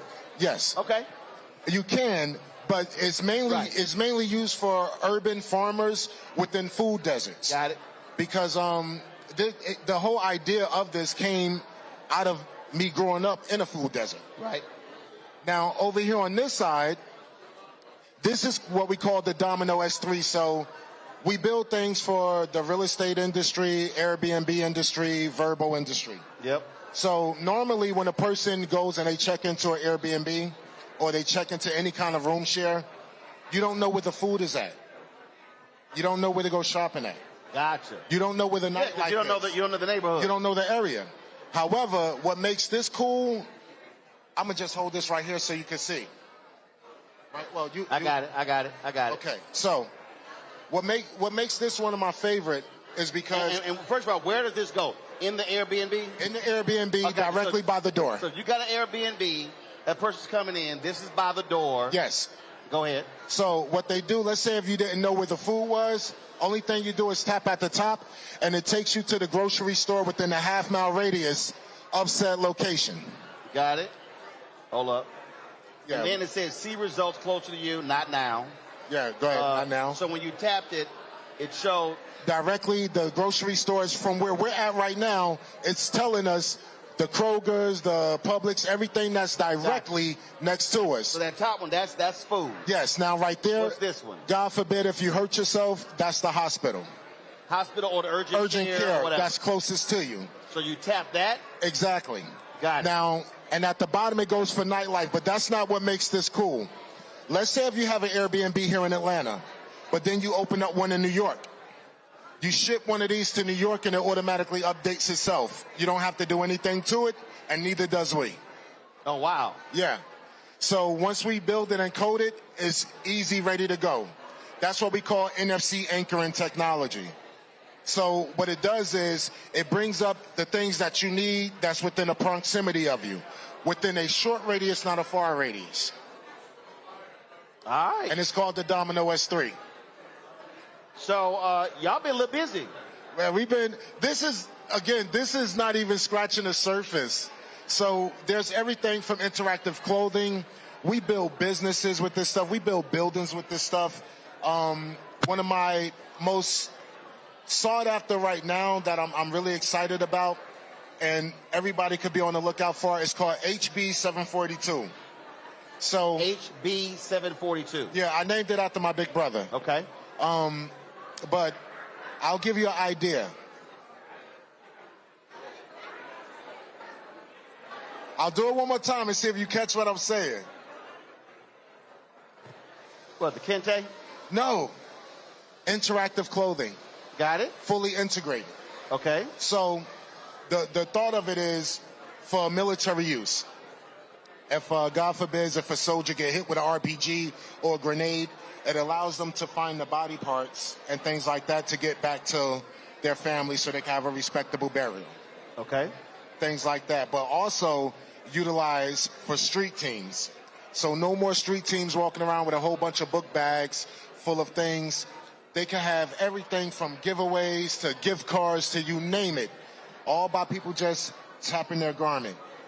Wow. Yeah. And you can wash it, dry it, and iron it. And nothing happens to it. Now, y'all, so you're not attaching that to existing clothing. It's you're developing the clothing itself. Well, we're developing the fabric itself. Right, the fabric. Got it. So the fabric is integrated with what we call pixie dust. So y'all gonna need to have it in Kente, because you know for you we'll make. I have a lot of outfits, you know, because I might want to wear that bland ass blue, white T-shirt. You know, got to be a little different. So okay. So that's where we're going with it. But again, we developed since you last saw me. You said we've been a little busy. We developed over 3,400 and some odd applications, and we're not stopping. So going forward, my dream is to walk every 50 feet and see our technology. Literally, every 50 feet that I walk, I want to be able to see a building that we have built, a garden that we have influenced, things of that nature. Allowing nations to use it. So even if we look at how they're going forward with like digital IDing, I believe our people need to be at the forefront of this technology, not at the ass end. The last time we was at the ass end of technology, it was the musket. And we all know how that turned out. Yep. Given colonization. But this time we have a real chance to be at the forefront of it. And we develop. We haven't had any venture capitalists, any investors. It's just us, the engineers, and we built it one device at a time, and we funded it with one cell at a time. That's literally how it happened. So when they talk about being bootstrapped, we bootstrapped this directly from beginning, and we can't say in because we're not done yet. There we go. So come a long way since that bump into the hallway. Yes. And the funny thing is, I really couldn't wait to see you, to not just show my gratitude, but to show you what we did with the opportunity that was put in front of us. Because when you get a chance to sit down with someone like you, it gives you opportunity. People don't understand that everything is not at the result of asking someone for $1. Right. Every connection is not transactional. Exactly. So the thing is, if you pass it to someone else, so hey, check this out, and I tell people this all the time because they fail, it's incumbent upon you to take it further. I tell you like this is how it opened the door. We touched on the story earlier, so it's okay, I could just tell it? All right, so right after you introduced me to AJ turned around and went to Miami. It was him, Serena Williams, Jamie Foxx, a slew of other people that I have never met a day in my life. That following year, I am sitting with Les Brown right around the corner from where we're at right now. Off walks Milan Selassie. I have never met this man before. He runs up like, Dr. Danaka, that's a techlet. I love your story. And in my head, I'm like, who is this dude? So I leaned over to Les. I was like, is this your man's in him? He looked at me and said, no, but be cool. Just be cool. So, because he's mentioning names of people that I know I never met. Right. So he's like, yo, man, we love your tech. I mean, everybody loves your story. Yada. And I'm like, who is everybody? He's like, yeah. Then he said, AJ. I'm like, hold up. So I pulled out my phone. I started texting AJ. AJ wasn't even here yet. He was like, Doc, I'm about to get on the plane. I'll talk to you later. And just hung up. So I'm like, I don't know if dude was telling the truth, lying, or anything. My fiance, Michelle Rice, said, well, look at his Instagram. So I said, who Instagram? I don't know this dude. He said, no. She says, no. Look at AJ's Instagram. So I goes on AJ's Instagram, and lo and behold, this was December 9th, 2004. I remember the dates like it was yesterday. December 10th is when AJ got here, but on December 9th, I looked on AJ's reels, and Milan Selassie, AJ, Serena Williams, Jamie Foxx, Pharrell, all of them are on the beach like this. And I'm like, oh my God, look here, brother, give me a minute, because I had to take it all in. When all of them had the technique. AJ put my name in rooms with people that are not just powerful and what we consider black excellence, but those situations ended up somebody said something to someone from Pharrell's camp, right? I end up getting put in Black Ambition. He has like a tech competition for up and coming startups. And then turns around, as I showed you the email yesterday, I end up as one of the finalists. So when I say mind blowing, it just was like, and I was like, if I ever get, I said at first, I don't know if you wanted to hear this long ass story, but I was like, I got to tell it to him step for step on how it happened. Because when people ask me, and I'm like, look, you ever heard the expression, you wouldn't believe me if I told you? I am literally living that. So I literally just stopped telling the story. They'd be like, how you end up in Black Ambition? Well, if I told you, you're not going to believe me. So I'm going to just take the congratulations and I'm going to keep it on moving. Because to be honest, I don't even have to win. Just by being in the finals did so much. Did so much. And I give all the glory to God. I don't keep none of that for myself. I give all the glory to God. Because you guys paved the way that I couldn't have paved or laid the asphalt down for myself. So I put it God, myself, then y'all. The life that you spoke into me, I'll never forget what you said to me. You said, if a person can open the door, they'll do it right then and there. When you did it right then and there, you was like, no, take out your camera, take some footage. And I was messing with it, trying to get the selfie right. You said, man, give me your phone. Click. And I'm like, Roland Martin just took my phone. Oh, I done snatched many phones. No, exactly. All around America. But then I noticed it's what you do. But it's called a 3-second rule. You inspired not just the outlook on the approach that comes across when I'm dealing with people. It lit a fire that allowed me to not just push forward, but push forward with confidence, push forward with integrity. That's why this part of my tech, when I said, the DigiSpike and Plant Pod, we don't sell it. I give that away to all urban farmers for free. I don't care if it's a church. I don't care if it's in the back of your house. If you need it, we make sure you have it. Because I know a lot of people believe in tithing, right? And I'm not even religious. I'm being honest with you. I am not a religious man. I got you. I'm a God-fearing man, but I'm not a religious man, so I ain't going to sit up here in front like I am. But I do believe that with my talent, it's my responsibility that 10% of who I am has to go back to God. This is my 10%. Now, mind you, we've been approached by everybody to sell this stuff. And they want us to sell it. So even some of the engineers in the lab, they want us to sell it. No, I would not sell that. That I'm gifting. So you got a garden in the back of your house? Oh, hell no. What? My brother does. Then we're going to send your brother some DigiSpikes and Plant Pods. I ain't got time to try to grow and stuff. But then we going to send him some. Yeah, he has one and my sister has one. And they posting the family photos. They growing all their stuff. I said, y'all. After that meeting that we had, a few days later, Miss Philidia from the Andrew Young YMCA. Andrew Young, that's on the wall right around here. They have a YMCA named after them. They reached out to me and was like, look, we heard about some of the agricultural technology that you're working on. I presented it at the state capitol. Not only did they wanted it for the kids. Man, I went out there so fast, did the installation, walked around the whole campus of it, seeing how they was growing and how they using it and how they interacting with the kids. And that, I took that as God speaking to me that this is the purpose. All of this other stuff that we sell is cool, fine, but this is the purpose. Right. Because it can actually get rid of food deserts. There you go. Especially if they know what they're doing in the garden. Now, mind you, a lot of the farmers that we see now are what, in their 50s, 60s, 70s. We have a responsibility to train the next generation. No difference than what they're doing in media with having STEM schools and stuff like that. This is for them as well. Well, man, it's a hell of a lot, and here's what I'll say is, I say to anyone, never limit the vision.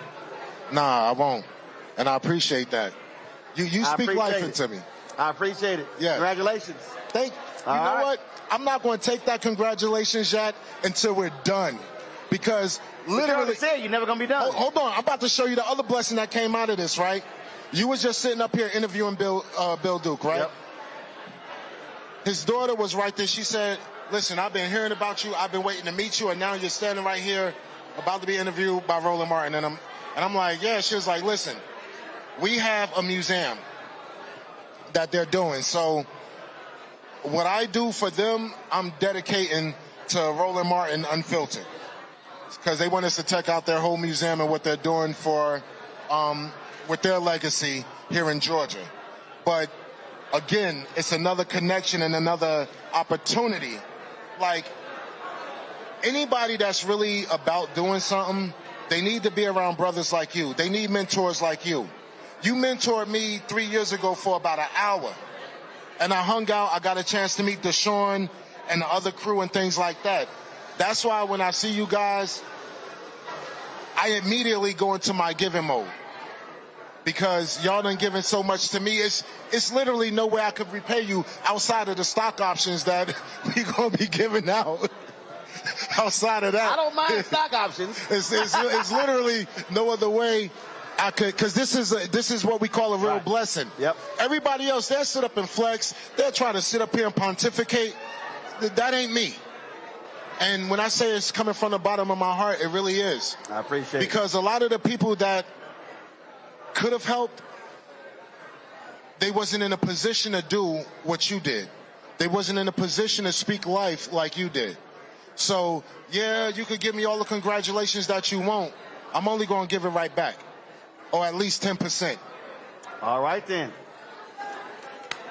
Keep moving and grooving. Yes, sir. I appreciate it.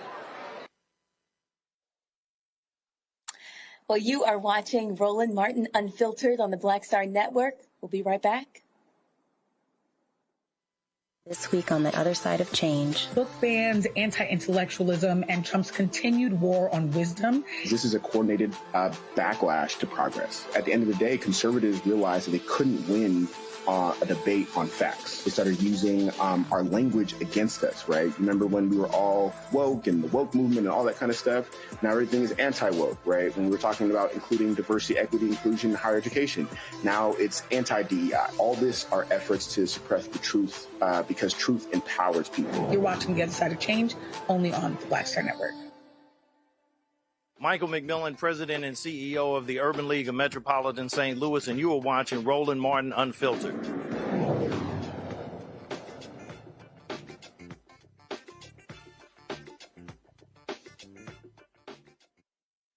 While Roland was at this year's Global Hope Forums, he caught up with legendary actor and director Bill Duke, who explained what he learned from other directors, shared his thoughts about artificial intelligence, and what he's working on now.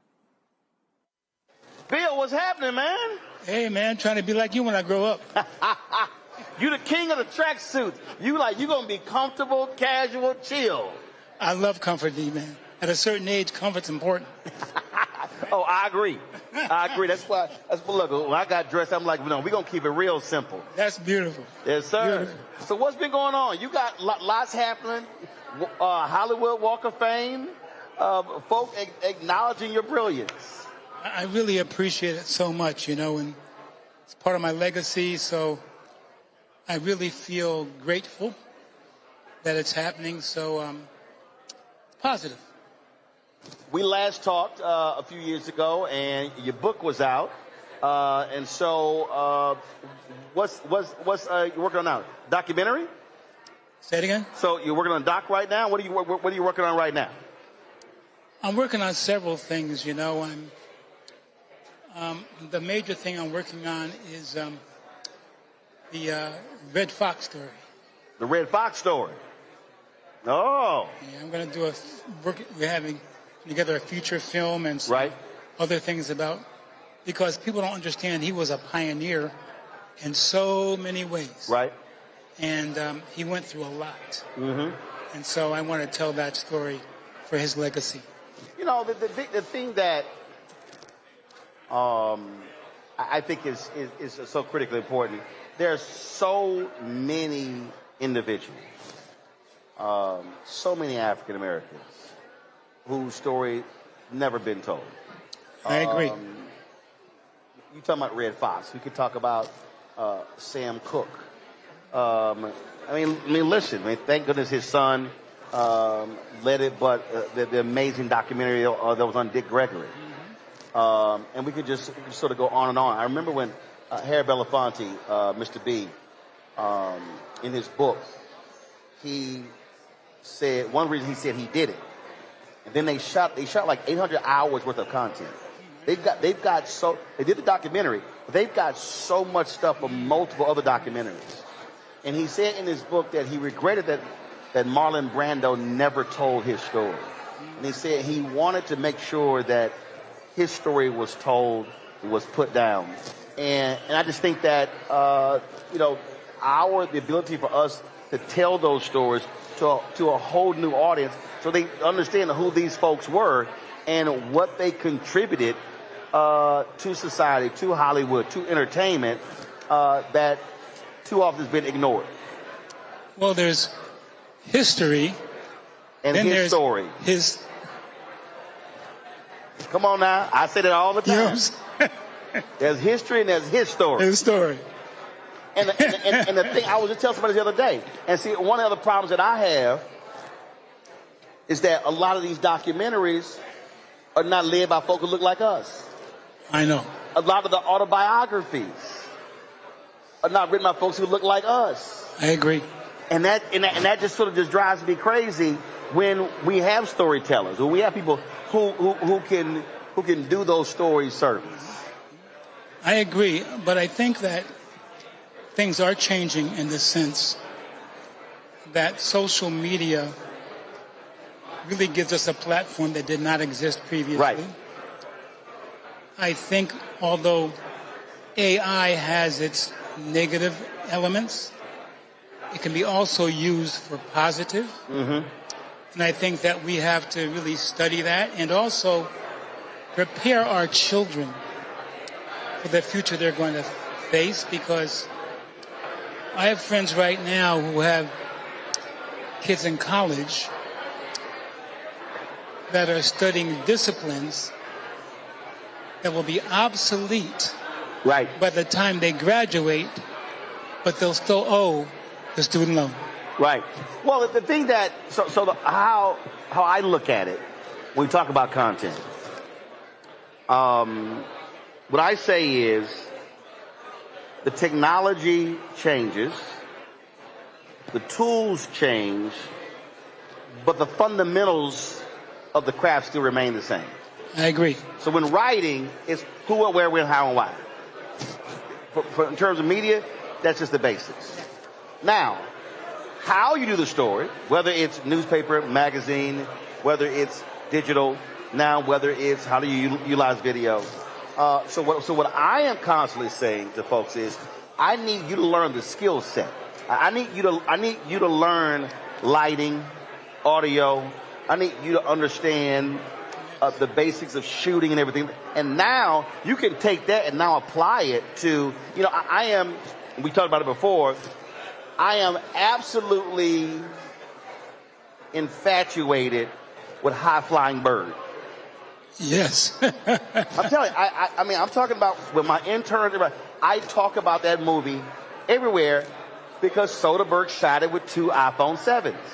And when he did the dolly shots, they rolled them around in the wheelchair. Right. And but I've walked people through that. I said, it was a story I read, and he said, look, it would take him 3 hours, lay the tracks down, get that elevator shot, take the tracks up, go the other way. And he said, versus Homer just pulled in the wheelchair and went around. That's right. It was 20 minutes. And so the craft of shooting is the same.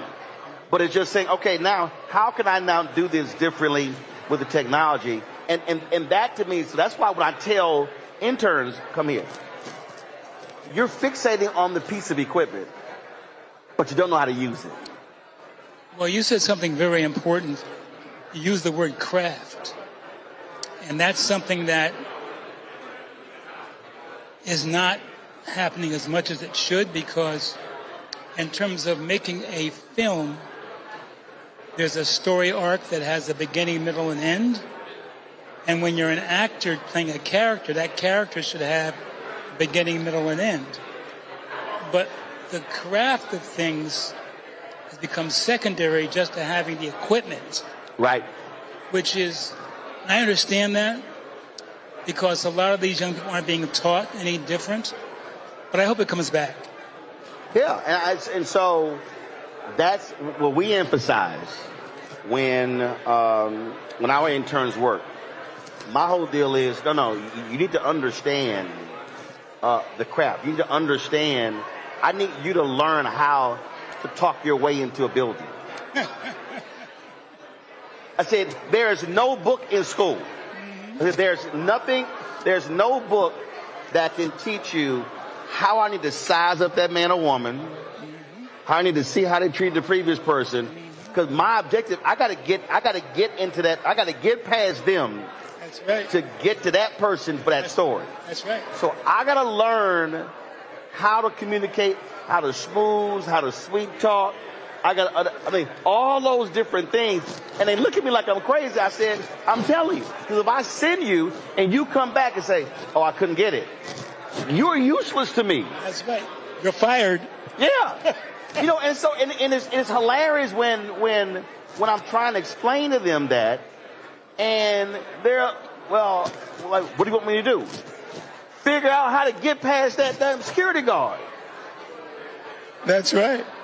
That's right. And it's no different. Look, where you are like, well, Mr. Duke, what we gonna do? We losing light. You better get this shot. That's totally right. And it's a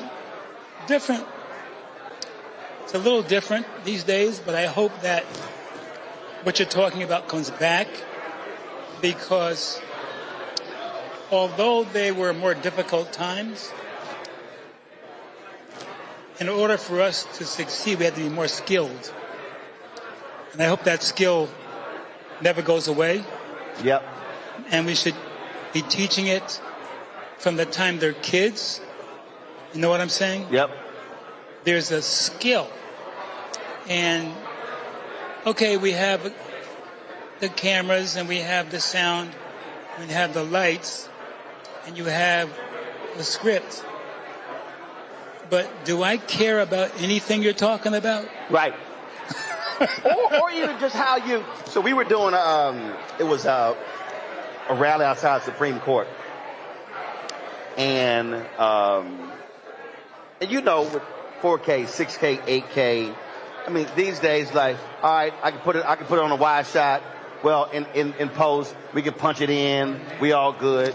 And I'm like, no, I want it to be shot this way. And so the guy was on camera. So then when I got on camera, I took the shot in. I wanted a really tight shot.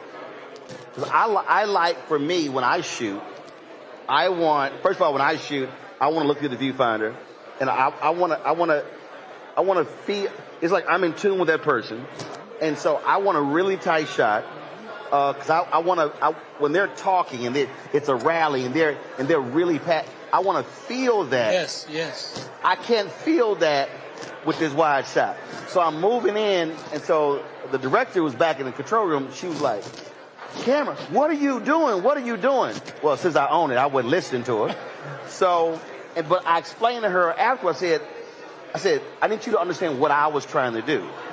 I didn't want that same shot. I said, I wanted a tighter shot because I wanted to feel the emotion of what that person was saying. Yes. And but again, if you just set it up, it's like, well, here's just, hit a wide shot, we good. And no. And so you have to learn, to me, you have to learn those things. And whether it's video, whether it's news, whether it's filmmaking, and that's just, to me, that has to be hammered home. You're talking about the skill of storytelling. I don't think it's being taught that way anymore. You're taught the equipment, and you're taught, how quickly you can move and the rest of it. But as I said before, do I care about anything you're saying? Do you find that the hardest thing today, when you worked on these projects, and it's not denigrating a millennial or a Gen Z or Gen Alpha. Unfortunately, it's really how they've had to grow up. What I keep saying is that the greatest failure that I see for those of us in creative side is the inability to think. The inability to, we're working on something and thinking your way through the problem to get to the solution. When I say, listen, in that moment, you can't YouTube it, you can't Google it. That's right. And so I think thinking is completely underrated, an underrated skill set. I think you're 100% right. Unfortunately, I have friends who have kids in college, and she and I have these debates all the time, but when her son gets a test, he gives it to AI and Chat GTP. I can't do that. That's what he does. And he edits a little bit of what he did, then he turns it in, and he passes. And I'm saying to her, doesn't that bother you? And she said to me, no, as long as he can do his job. Now, for me, it doesn't require critical thinking. As a matter of fact, he's never learned cursive writing. Right. So he can't even sign his own name.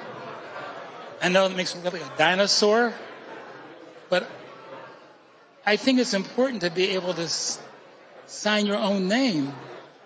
And the generation, they say, what's the big deal? So he can't sign his own name. So, it's, what can I say? Well, I just think that I had a guy earlier, and he was, we were talking about HBCUs, and I know you did work a long time at Howard University Film School. And I said, what I fundamentally believe has to happen is these education centers, whether they're PWI, HBCU, community college, whether they are film school or whatever, you have to have folk who have done it. Yes. Teach. 100%. 100%.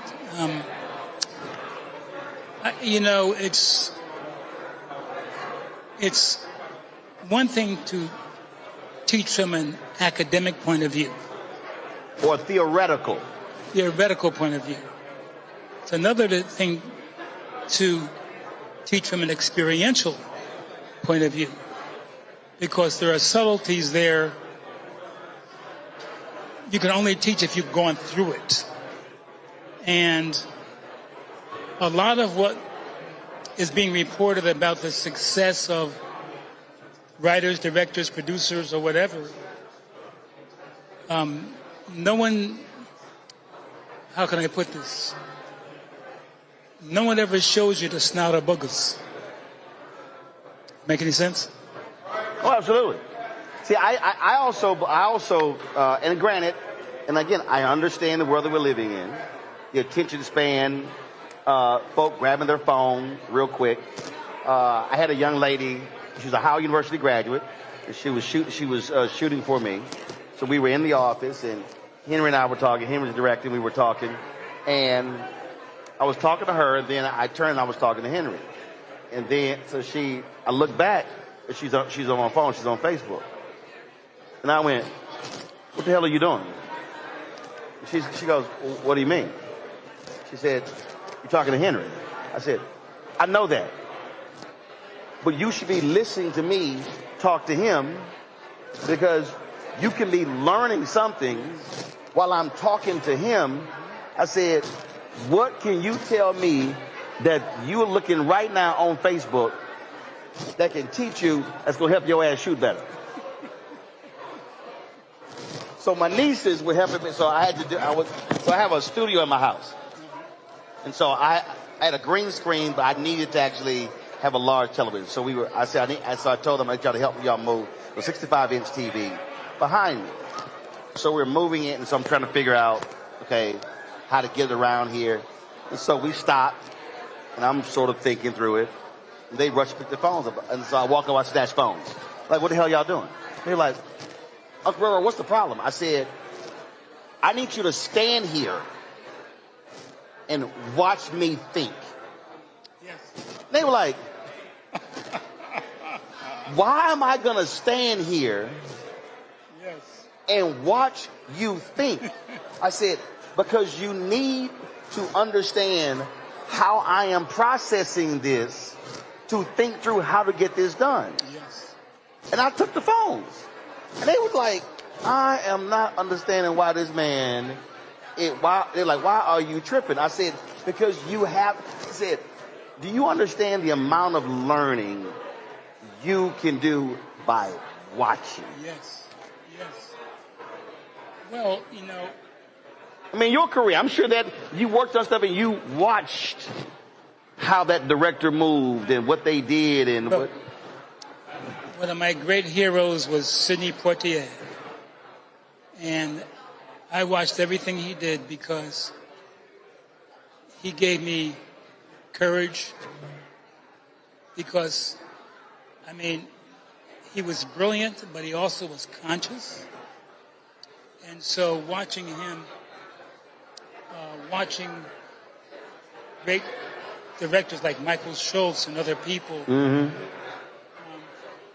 I was in a play called Ain't Supposed to Die a Natural Death on Broadway, and I was a new actor at that time. I used to stand in the wings and watch the professional actors, what they did and how they did it. B. Wind and other people. And but what were you watching? Were you watching how they moved, how they stood, were you watching not just them reciting, but were you watching their mannerisms, their physical movements? Everything. They weren't acting. They were becoming. They became that person. And when I saw that, I was like, wow. Right. And one of them told me one day, I use this phrase all the time, I said, what is the key? Because I believe everything you're saying. And she said to me, "Bill, it's a horrible word, acting. Because great actors don't act. They become." I said, "What does that mean?" She said, "After you learn all your lines, what you got to do is to fall into darkness backward." I said, whoa. Which can also, though, be very dangerous. His name is escaping me, who played the Joker. And he talked and he eventually committed suicide. that was Omari Hardwick talked about when he played Ghost. I interviewed him. He said, Fred, I had to go to such a dark place. I forgot, it was somebody else who I interviewed. They talked about how it took them a very long time to shed that character. Yes. Because they played it brilliantly. Yes. But they had to go to a place. Yes. And one said, I will never do it again. They said because it caused depression. It caused all sorts of different things. Yes. And it was just amazing. And just what you said, they went into that dark place and they said it was hell trying to come out of it. Yes. That's why you have to surround yourself with people that truly care about you, and that you come out of doing that character. They give you human comfort, caring, not because of what you can do for them, but because they care about you. Mm-hmm. You got to have those relationships in your life. But then the most important relationship, in my opinion, is the relationship you have with yourself. Because if you look in that mirror, you don't like what you see, nobody else can solve that problem for you. Right. It's called divorce. Yeah. Know what I'm saying? With the beauty of the mirror, you're looking at everything. You're not just looking at your face. You're looking at your neck, your arms, your shoulders, your chest, your stomach. You're looking at everything. And then when you start looking more intent, you start seeing stuff that you never pay attention to. That's right. That's exactly right. And it get real scary. It get real scary when you start doing that. But I just fundamentally believe that we're moving to a place. When you mentioned earlier, AI and Chat GPT, because a guy asked me, a guy asked me, another woman, she teaches it. She's like, it's gonna transform everything. She says, how much do you use it in your business? I said, very little. And she said, I don't understand. I said, I'm not worried about AI and Chat GPT with what I do. And she said, well, why? I said, because AI is pulling from all kind of other sources. Yes. I said, you don't know on a given day what that story is going to cause me to say and how I feel. Yes. You could try to predict it. Yes. You don't know if I'm going to go hard, if I'm going to go soft. You don't know if I'm going to take righteous indignation here, if I choose to educate here. I said, and I can't tell you. Mm-hmm.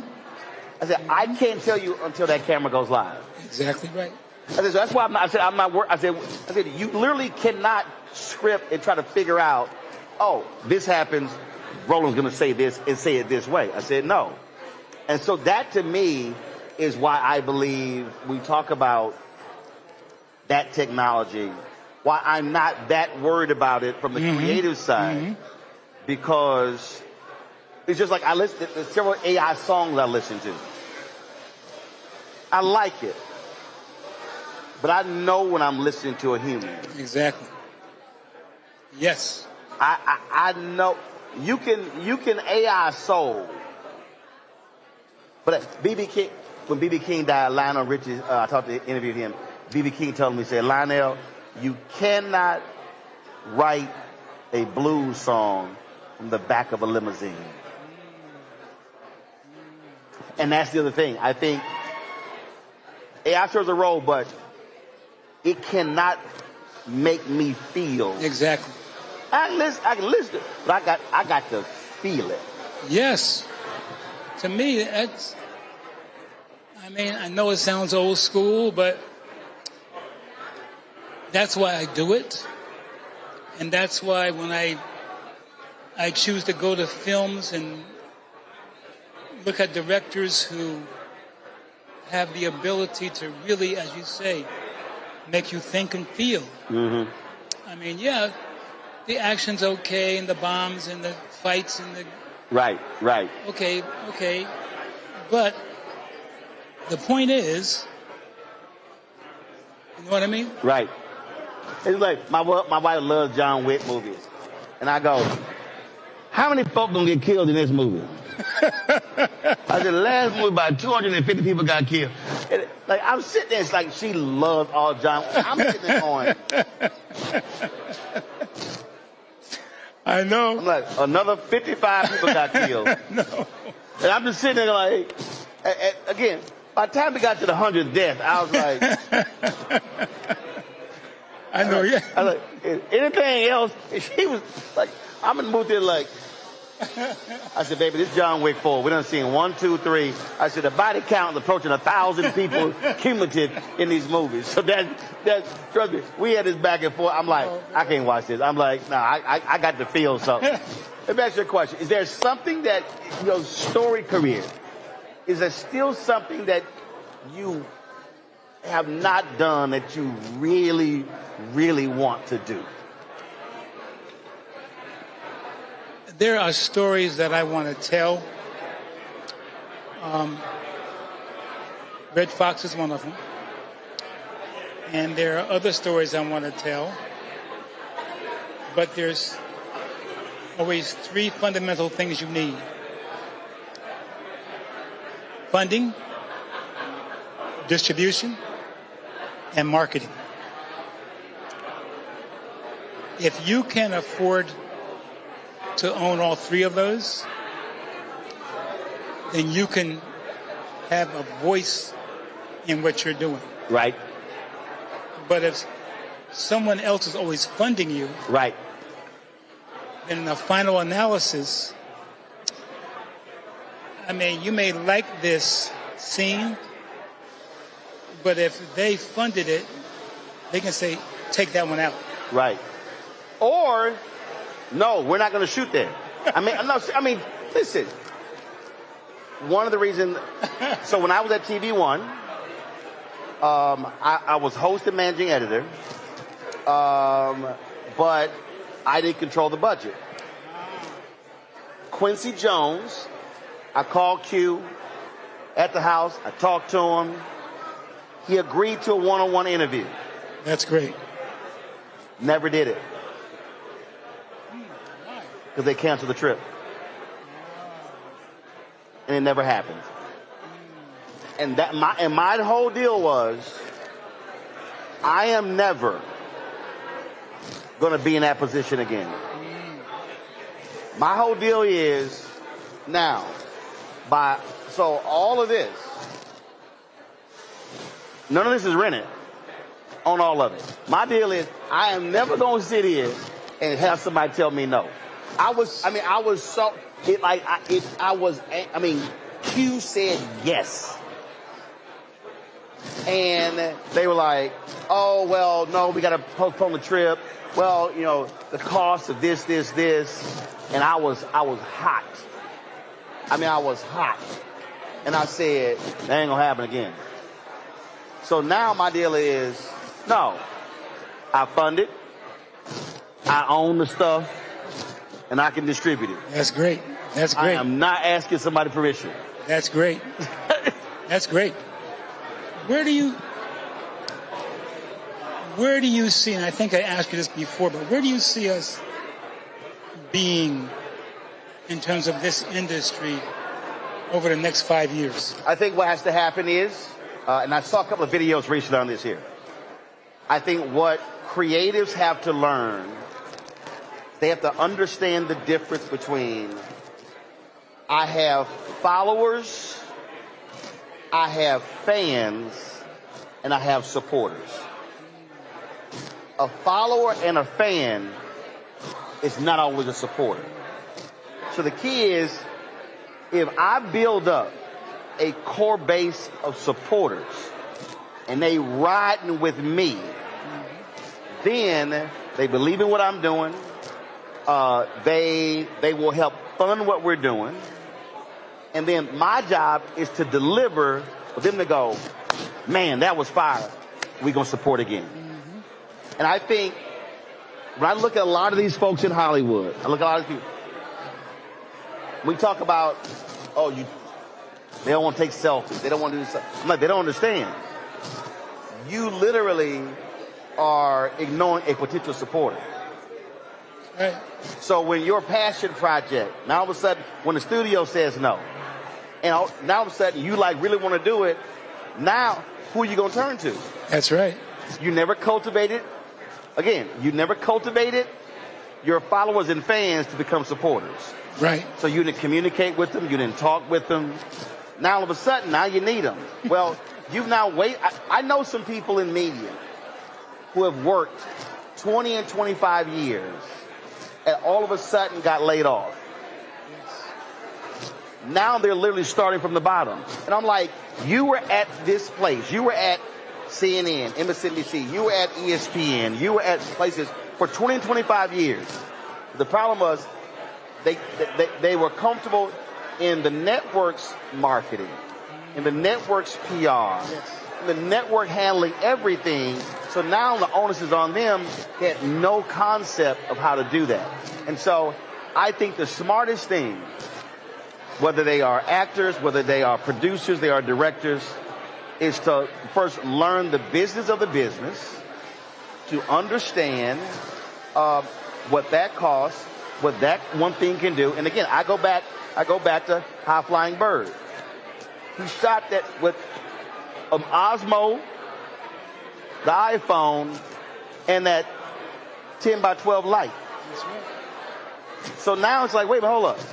How can I not? Again, so it's now saying, come here, how can I do this project? But I got to understand, here are my financial limitations. How creative can I get? And then now, how can I now build this out? I think that's where we're going to be, because we see right now with Warner Discovery, used to be the Big Seven. Right. No longer the Big Seven. That's right. It's about to be the Big Four. Jobs going to be lost. Yes. All these things are happening, and people are going to realize, now when you talk about platforms, it's no longer the platform. You actually are the conduit to the multiple platforms. So now is, how do you now maximize your social media? Yes. That, to me, if that has to be talked about and broken down to say, now if I've got 700,000 here, 1.3 million here, 100,000 here, I got 1 million here. Like for me, collectively we have 5 million.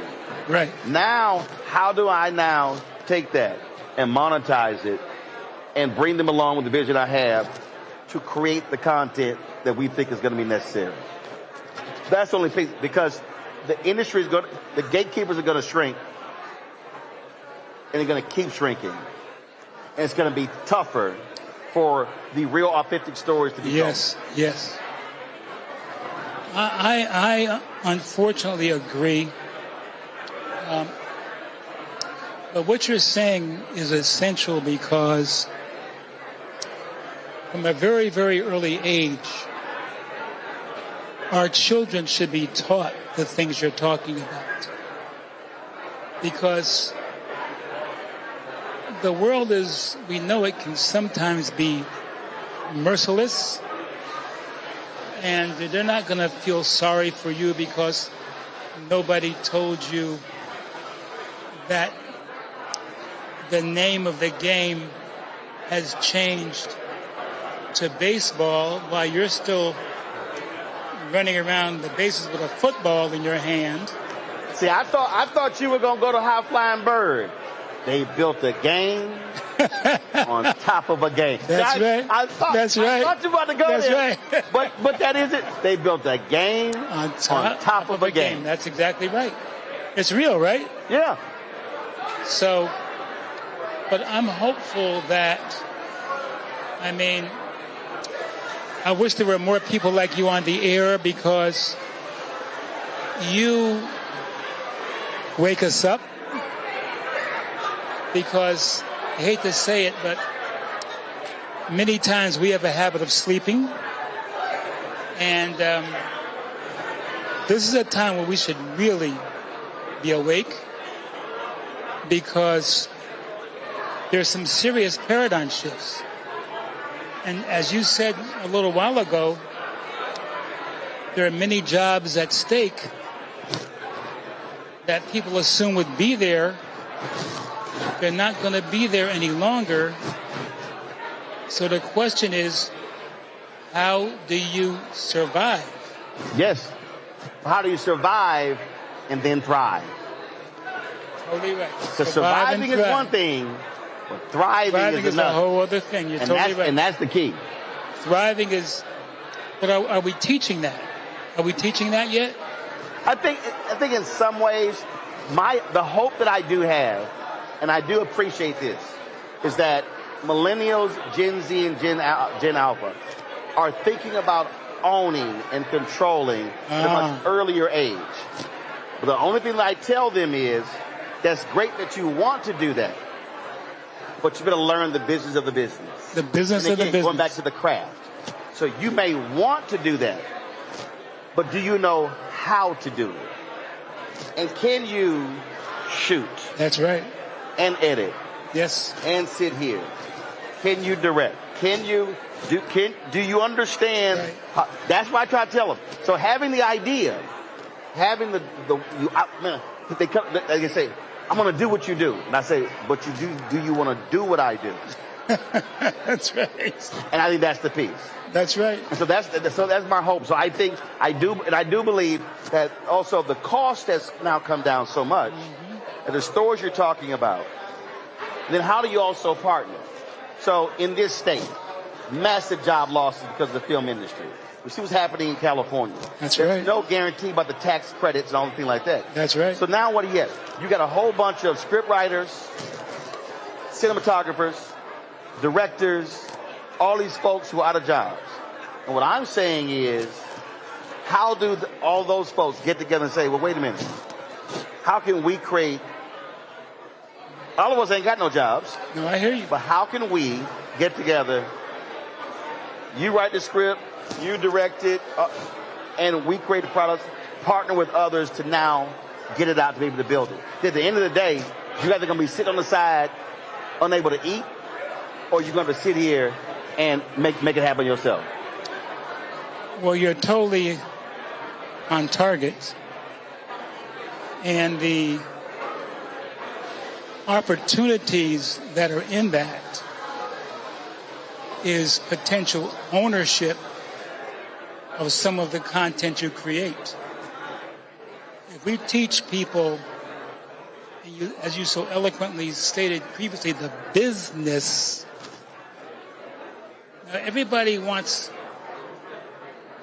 the show part, and all that stuff, but no one's teaching the business, I was in church a few years ago, and the pastor said, everybody wants to go to heaven, stand up and sing hallelujah.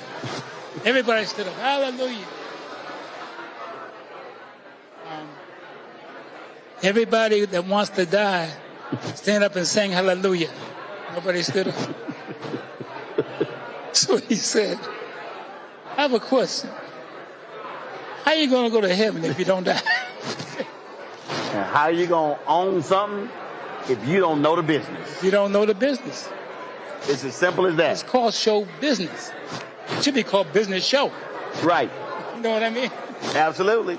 And it's a whole, and I say this, there's a whole bunch of creative black folks who are in front of the camera, but it's a whole bunch of folks who are white behind the camera who are sending their kids to private school, making millions off of their craft, and they getting paid, and the folk here not.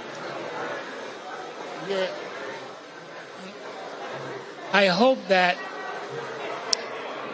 your voice reaches as many youth as possible, because I have concerns. I have 4 grandkids. Are they being given the tools for survival? There you go. In the future. I mean, I know they have passion and everything, but passion has to be married to pragmatism. Yep. And, you have to really understand, if you want to survive, what are you going to be facing? Yep. You know what I mean? But nobody, not say nobody, but a lot of folks don't want to do that work. Yes. They want they expect somehow it's going to be okay, you know, and. No. That's why when they ask me, I want to do what you do. And I say, but do you want to do what I do? That's right. And then the whole conversation shifts. That's exactly right. Bill, I appreciate it, man. You're looking good. It's always good to chop it up with you. Can I tell you a joke before I leave? Yes, sir. A young black mother and her young son are on a plane. And all of a sudden, the plane starts shaking. So the pilot comes from the cockpit and he says, ladies and gentlemen, I have bad news. He said, the plane, one engine blew. If we don't lose weight on the plane, the whole plane's going to crash and kill everybody.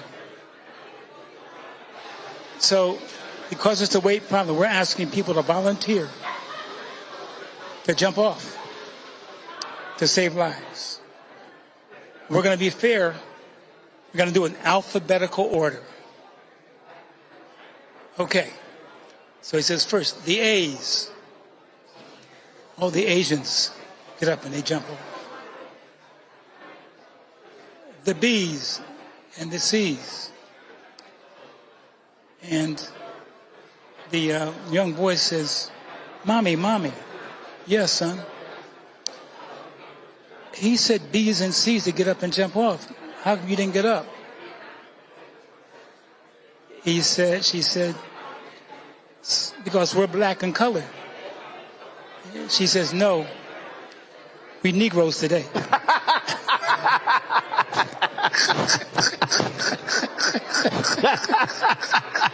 Today we Negroes. That's right. Because ends. Right. There's a whole bunch getting up for we got to get to the end. That's right. Appreciate it, Bill. God bless you. Yes, sir. Thank you so much. Thank you. Appreciate it.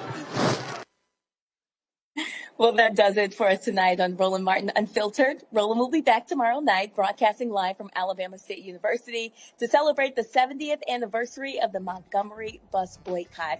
Please do not forget to support the work that we do by joining the Bring the Funk fan club. If you want to support our work and help us travel all over the country, you can give via Cash App or Stripe, that QR code. You see it right here at the bottom of the screen.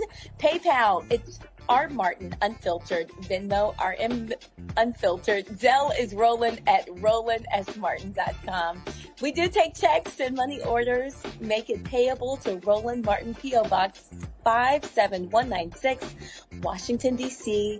200037-0196. Please be sure to download the Black Star Network app. Apple phone, you can get it on Android, Apple TV, Android TV, Roku, Amazon Fire TV, Xbox One, and Samsung Smart TV. If you want our Black Star Network swag, go to shopblackstar.network.com. You can get our hoodies, our t-shirts, our crew necks, all the good stuff. Also support the other black-owned businesses that we have at shopblackstarnetwork.com. You can find all of your Christmas gifts and support black-owned companies. Don't forget, download the app on Fanbase. Make sure you support them as well. You have until December 18th to become an investor. So download the app for more information on investing. Go to smart.engine.com/fanbase. I'm Brittany Noble, and thank you for watching Roland Martin Unfiltered.